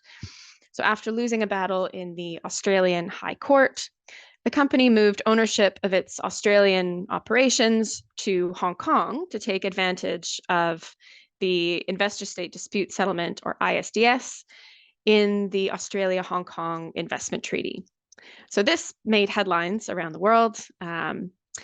And it scared other countries out of following suit with plain packaging, several countries that were considering doing so, including New Zealand, particularly being on the hook for massive compensation and legal fees if they were to lose. The case was won by Australia in 2015 because the tribunal found an abuse of process because Philip Morris had attempted to shift jurisdictions in order to use ISDS, or investor-state dispute settlement. But it was still incredibly costly to the Australian government. Their external legal fees reportedly amounted to almost 24 million Australian dollars, and it would have had to cover substantial internal costs, for example, through departments of health, attorney generals, foreign affairs and trade. And even though Philip Morris lost, it only had to pay for half of Australia's costs. And meanwhile, other countries like New Zealand's plans for tobacco plain packaging were promptly put on hold. And so the company, through this tactic, was able to delay the global uptake of plain packaging policy. To date, at current time, there are now about 17 countries that have implemented plain packaging tobacco, but there's a significant amount of lost time, and that equates to lost lives as that policy was delayed in waiting for the outcome of this dispute. And because of the emphasis placed on the timing of Philip Morris Asia's acquisition of the relevant investments, and that Australia won on jurisdictional grounds and not the substantive content of the treaty itself, it shows that this could have been a closer call under slightly different circumstances. So this reinforces the importance of early treaty planning, so conducting an audit of the scope and nature of the treaty protections afforded to foreign investments at an early stage, as pertains to potential future needs in terms of health and environmental policy. And it's not just about the formal challenges in trade and investment disputes either. A lot of discussion around policy proposals happens in the informal forums, like the intergovernmental committees to these agreements, such as the Technical Barriers to Trade Committee, where member representatives can bring specific trade concerns for discussion. A challenge to a regulation's consistency with trade rules raised in one of these committees may lead to what we call policy or regulatory chill. effects. So this is where a government either delays or alters or abandons its policy in order to avoid the costs associated with a dispute. And because it's all informal, so it's, in other words, untested by a formal dispute panel, this policy incoherence could be real or it could be perceived but not real. So in other words, maybe the policy would hold up in a dispute, but it never actually gets to that point. The paper that I've cited here at the bottom found that between 1995 and 2016, there were 93 sort of informal challenges to tobacco, food, and beverage policy notifications in the Technical Barriers to Trade Agreement. The number of challenges to health policies in these forums increased every year, showing it's being used more and more to influence other members' policies behind the border. And even though the most common arguments were around necessity and other technical details, a lot of the dialogue includes non-technical arguments. So ideological statements about the policies, so and not related to the technical content of the agreements themselves. For example, this policy could be misleading to consumers. It places the blame on products where it's really a matter of consumer choice and personal responsibility, for example. There's also evidence of food, alcohol, and tobacco industry arguments being directly raised by member representatives in these forums. So it seems to indicate a very strong and effective form of industry lobbying to have these arguments raised in these forums. And additionally, there's an overall pattern of these challenges coming predominantly from high-income countries, with many of the respondents being low and middle-income countries. The most recent analysis of Technical Barrier to Trade Committee discussions on alcohol health warning policies shows the direction of these challenges to the public health measures. So all of them coming from the small group of countries on the left of the image here. Most coming from the European Union, the United States, New Zealand, Australia, and Canada, which happen to be home to large alcohol industries. And although only a minority of challenges explicitly referenced alcohol industry demands, the member statements featured several arguments used by the industry in domestic policy forums to stall alcohol policy. So it's a lot of the same arguments happening from sort of big alcohol that are recycled in these forums. So mostly coming from these high-income countries on the left, and then you see the respondent countries on the right. And these arguments focused on sort of descaling and reframing the nature and causes of alcohol-related problems, promoting alternative policies like public information campaigns, which, for the record, don't work in isolation. They've been found to be ineffective. Promoting industry partnerships, questioning the evidence, and emphasizing manufacturing costs and wider economic costs and harms, mostly exaggerated in these arguments. And these claims are raised alongside statements that frame alcohol-related harms as arising from sort of excessive drinking or problem drinking, whereas allegedly moderate or responsible drinking was deemed to be unharmful or even healthy. And again, these are myths which have been debunked by scientific public health evidence.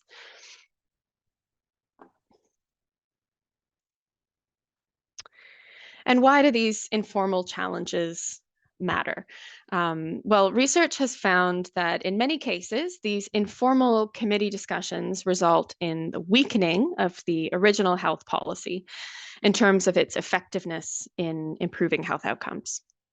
So we talk about this concept of regulatory chill, which is a government's response to a high perceived threat of challenges under trade or investment agreements by failing to enact or enforce policies, or by modifying, compromising, or essentially diluting regulation to appease opposing parties.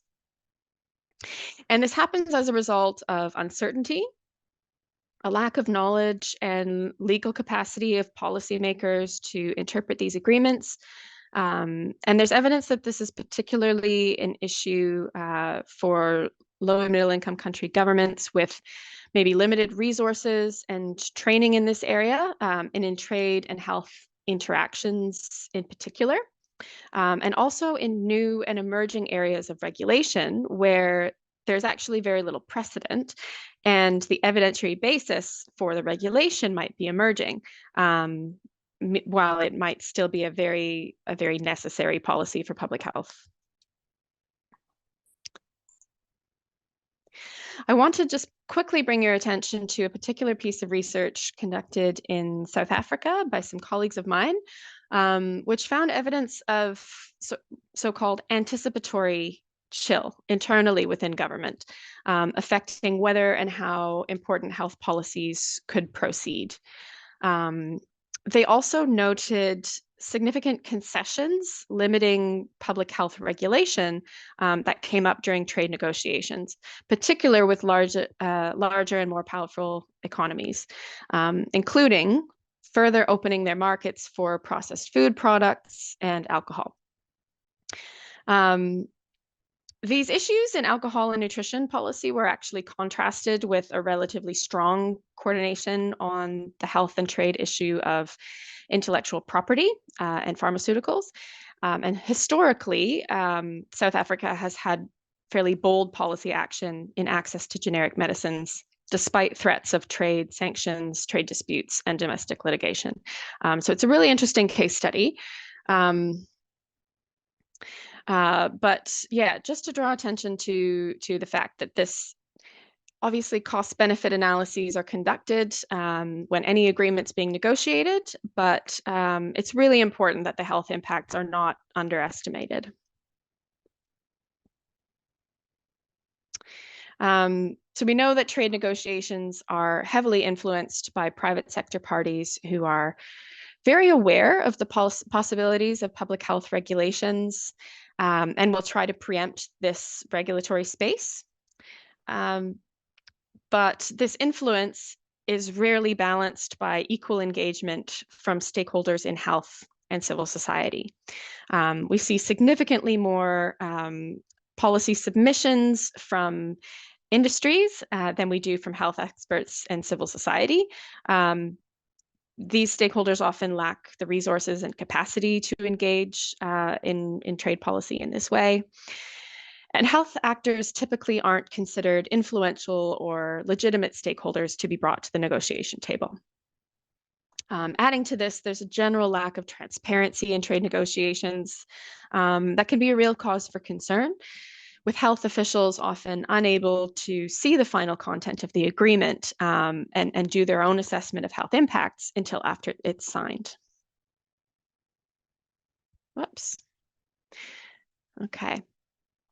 So before we move on, I'll be using the framework of public health nutrition to go deeper and demonstrate some of the challenges that trade and investment agreements can present to public health policy and decision making. But let's take our 20-minute break. I'm happy to answer any questions now as well. Although, Suzanne, I'm just noticing that we are running a little bit behind. So yeah, I don't think it's time for break. I think probably we just, because we did have the break in the middle. We're just powering through. Just powering through. Okay. Sounds good to me. Are there any questions at this point?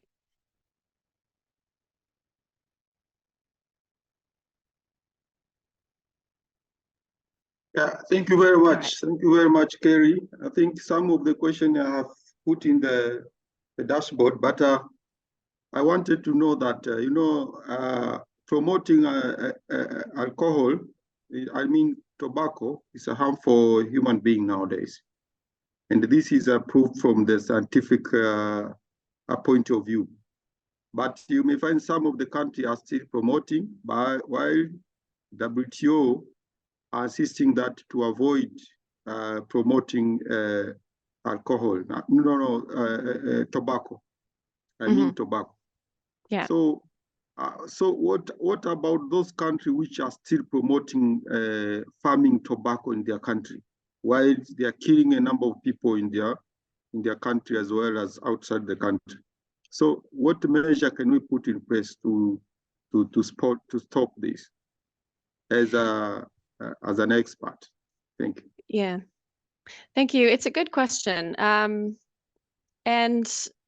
I suppose it's taken a very long time for the research and evidence in tobacco control to translate into a good amount of policy space for tobacco regulation in the context of international trade. So at this stage, there's been, there's been quite a strong precedent in tobacco control regulations, and then we've got the successful policies defended, the plain packaging and single presentation policies defended in Australia and Uruguay that have really started to set the stage, and also it's a lot less socially acceptable. There's a lot more political will among governments to regulate, and a lot less political will for any countries to raise a trade dispute around tobacco control, because the optics of that wouldn't be very good either. So I think we've come a long way with tobacco control, whereas with alcohol and even to a lesser extent food, the sort of social license hasn't progressed as much as it has for tobacco. And then in terms of countries that still continue to promote tobacco within their countries, I'm afraid there's not a whole lot that the international community can do. That's a matter of internal policy behind the border. So that's a tricky one. Probably less a trade issue than one for social movements and other forms of diplomacy. I hope that answers your question. Thank you. It's okay. Yeah, I'd like to move on to this nutrition example. I think there are a lot of parallels with tobacco and with alcohol policy as well, but the difficulty here is in the evidence, because tobacco has been proven to be 100% harmful. There's no health benefits to tobacco. Alcohol, while the research indicates that there is really no safe or healthy amount of alcohol to consume, it has been part of many cultures for millennia. It has a very important place in many cultures, and there is definitely sort of a gradient of social acceptability of moderate social drinking and consumption to problem drinking. So there is a bit more sort of social license and political will to regulate alcohol. When it comes to food, we all need to eat. But yet it's very difficult to distinguish between healthy foods and unhealthy foods. There's very strong evidence showing the negative health impacts of something like ultra-processed food. So junk food that has very little to no nutritional value. There's almost no remnants of whole food products in there. It's almost all commercial additives.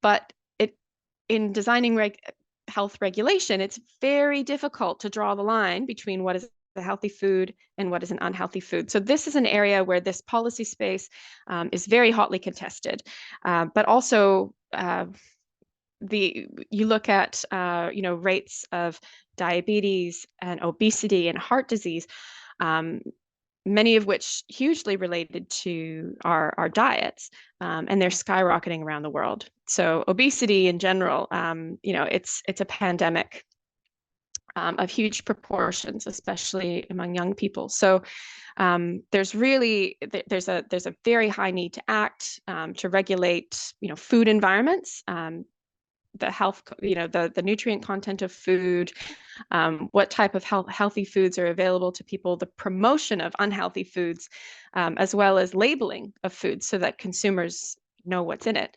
But this policy space is contested, and trade and investment agreements are one forum, legal forum, in which they're being contested. So a bit of a passion of mine. First of all, coming back to what is the effect of increased trade on population nutrition. So as we discussed earlier, given the goals of liberalized trade, you'd think it would have a positive effect on food security, but not when such efforts are diverting subsistence agriculture, or to focus on export markets, and not when they encourage the growth of new markets for fast food and ultra-processed food.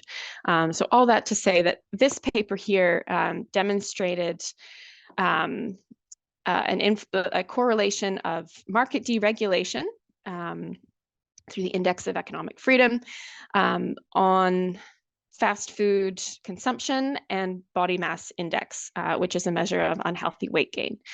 So that's one mechanism through which trade liberalization is changing the food environment and leading to unhealthier diets.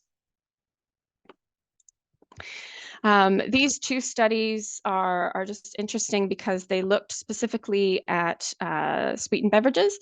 So sugar sweetened beverages are an example of an ultra-processed food that has little to no nutritional value, but a major contributor to things like unhealthy weight gain, diabetes, dental problems.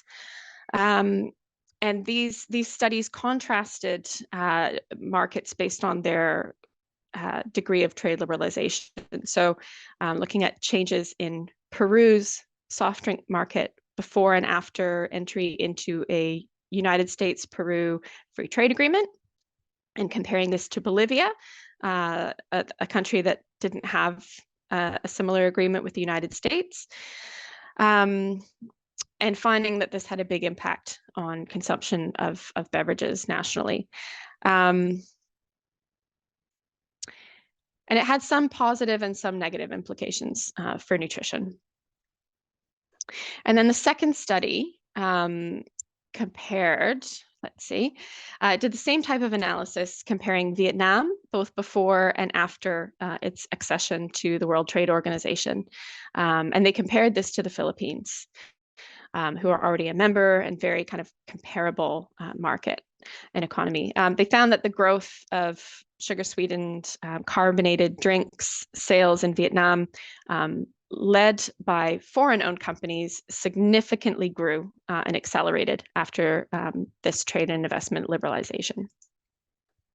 Another study here more recently predicted the impact of entry into force of the Comprehensive and Progressive Agreement on Trans-Pacific Partnership.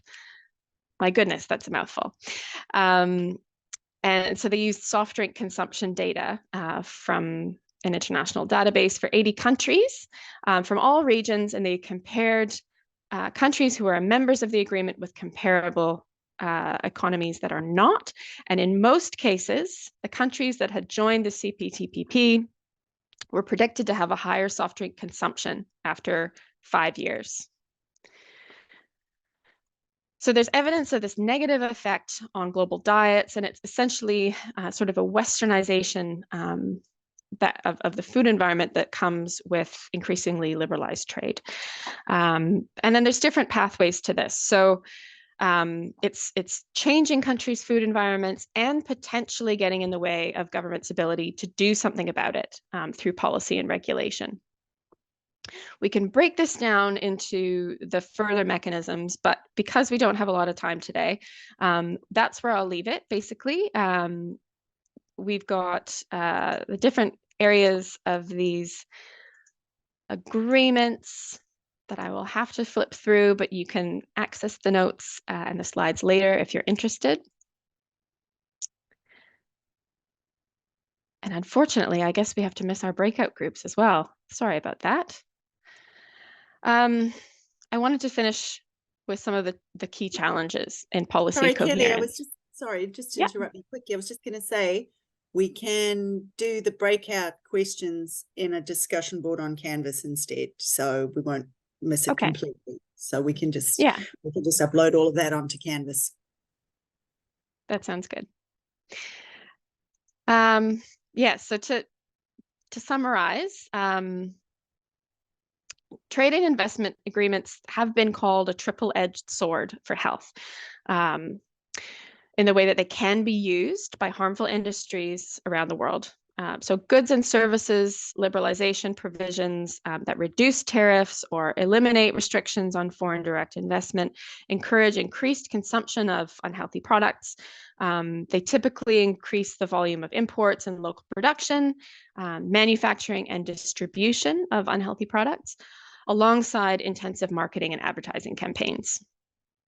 When rates of non-communicable or chronic diseases associated with the consumption of these unhealthy products rise, the intellectual property rights within these agreements, which include extending pharmaceutical monopolies, for example, negatively affect access to treatment by keeping medicine prices higher for longer. And through greater influence in regulatory environments that is given to corporations through things like harmonization initiatives, investor state dispute settlement, and other trade forums, government efforts to regulate the production and distribution of harmful commodities can be interfered with. It's this question of policy space. And what I'd like you to take away from this is that the national and international economic interests of the state are sometimes at odds with the public health objectives, and with just a few listed here as examples. Adding industries as a very powerful and influential actor with significant financial resources for lobbying and so on, and commercial conflict of interest further influences the dynamic. And these groups are increasingly brought to the table and consulted, but in a way that they're leading the agenda more than they ever have before. We need to be very careful in how commercial stakeholders are engaged in policy processes, to be aware of not giving up policy space for domestic regulation in the public interest. Some key systemic challenges include unequal power between member countries, for example, in the negotiation and policy discussion forums like the Technical Barriers to Trade Committee. And within countries, unequal power, resources, and avenues for influence between economic actors and health and other public policy actors who are not seen as legitimate stakeholders in this space.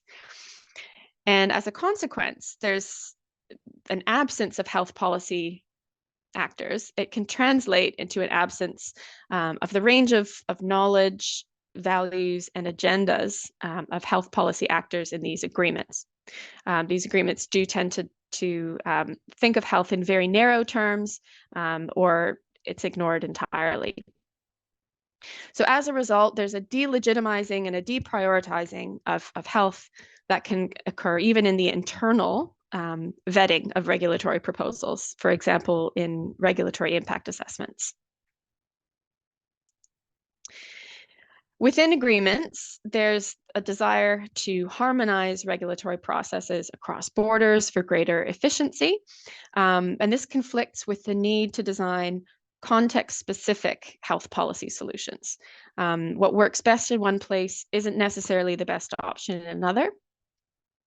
And we need to preserve this flexibility and to adapt and evolve when necessary.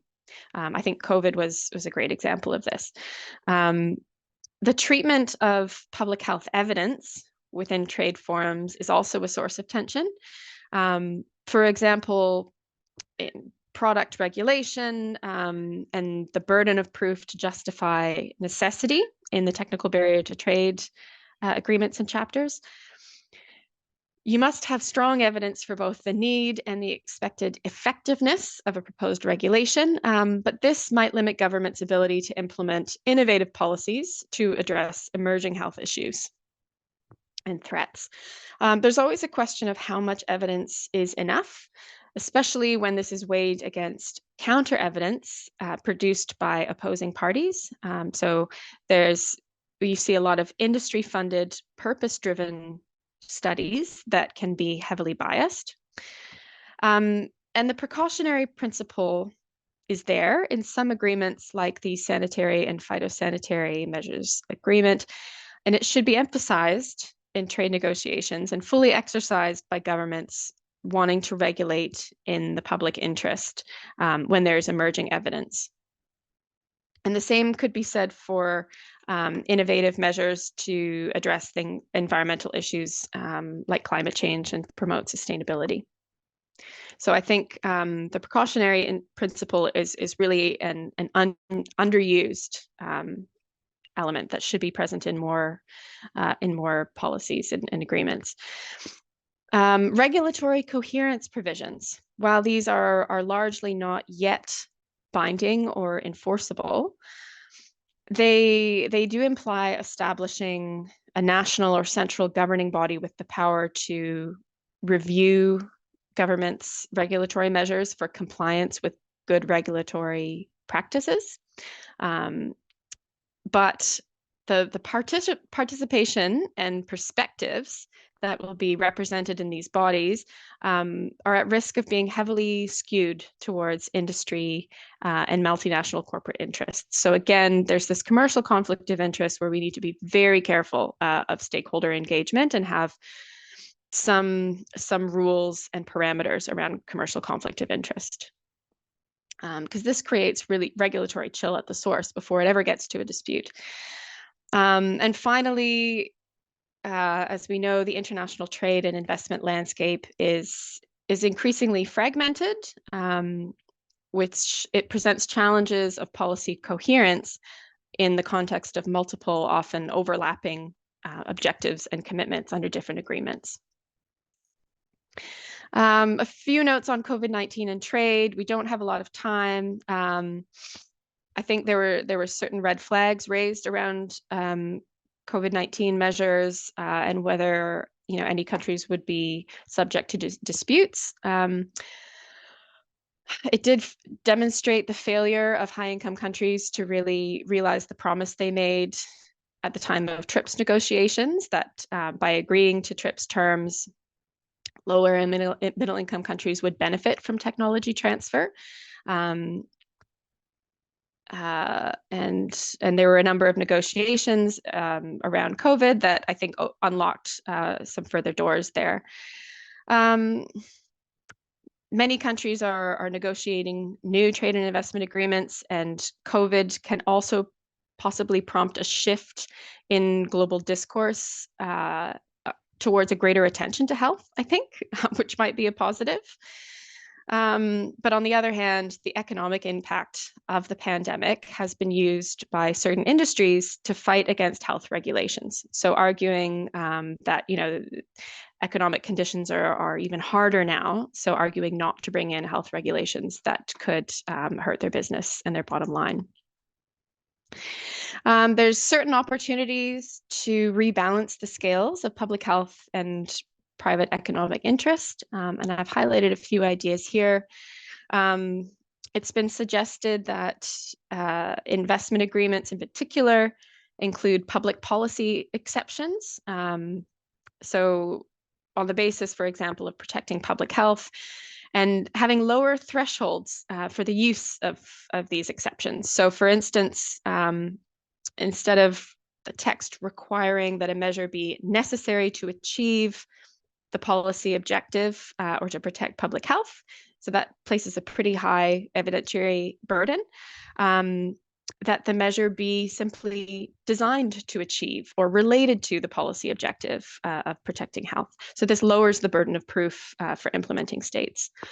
Investor-state dispute settlement is gaining increased attention. There are examples of carve-outs, such as the Australia-Peru carve-out excluding health policy from investor-state dispute settlement, just as tobacco control was carved out of the TPPA. But if health carve-outs are going to be the preferred strategy, then it has to be broadly defined to include a holistic view of health in line with the Sustainable Development Goals. around participation in the governance process. So trade policymakers must be aware of and avoid commercial conflict of interest. There are opportunities to set frameworks for engagement with non-state actors to mitigate risks. We have to consider the benefits of bringing health policy actors to the table in trade policy design and negotiation, so from early stages, and increased transparency will help to bring potential issues to light before agreements are signed. And finally, we have to make sure that trade agreements are designed with health and other public interest objectives at the forefront. For example, giving explicit priority to certain specified objectives like public health, social, human rights, and environmental sustainability, alongside economic goals in preambles to agreements, even perhaps replacing the concept of an exception with provisions that have to do with the prioritization of these different treaty objectives. And this has to include a focus on addressing the wider social determinants of health. So I've included some ideas for further reading and some references from my slides. I thank you for your attention and apologize that it's been so rushed today. I see that there are a few questions popped in the chat, but I'm afraid I think we may not have time to address. You have actually addressed all of them. One of them was a question from Abdul that he then asked you live, and I've responded to the others as well. So we are all good and sort of pretty much bang on time. So yes, thank you so much, Kelly. It's absolutely fascinating and disturbing at the same time how much power there still is in those huge, tobacco, alcohol, junk food, fizzy drinks. It's extraordinary that, and that really worrying map with the circle of, who's trying to get regulations in, like South Africa, and who's challenging and putting up roadblocks like New Zealand. Oh dear. Yeah, well, it's embarrassing, New Zealand, Canada, where all of those challenges are coming from, and just the unequal resources. I mean, for those of us in academia and in the public sector, no one has time, the resources to dedicate to these issues and questions. So I mean, it is, it was just that in particular struck me as, if you look at who's on the left and who's on the right. So well done, South Africa, for being on the right, and for being on the left. So I just, thank you so much. Absolutely fascinating. As Kelly said, the slides will be available. So if you want to go through them in more detail, and we'll put a discussion board up on Canvas for those questions that we would have had in the breakout session. But for now, thank you all for your attention and for your participation and your fascinating feedback. Module 5 is great. Module 5 is on Canvas. I suddenly realized today that I hadn't done it, and I have put it on now. Hadn't done it. That was my fault, but it is fixed now. So I will just close quickly with a karakia. Kua mutu a mātou mahi, mo tēnei wā, manakitia mai mātou katoa, o mātou hoa, o mātou whānau, aio ki te aiorangi. Our work has finished for the moment. Bless us all, our colleagues, our friends, our families. Peace to the universe.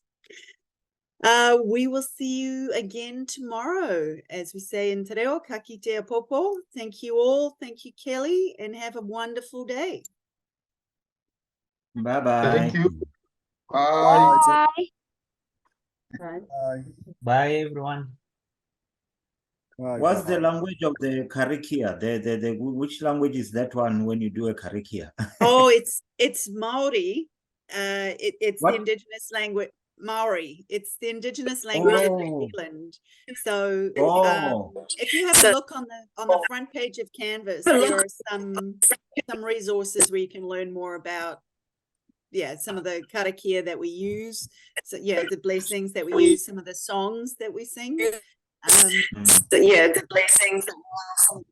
that is a karakia related to a religion, or it's not a religion. It's because I hear you talk about blessings. You talk about religion. It's blessings. So there are some religious karakia, which I don't tend to use because obviously we all have different belief systems. But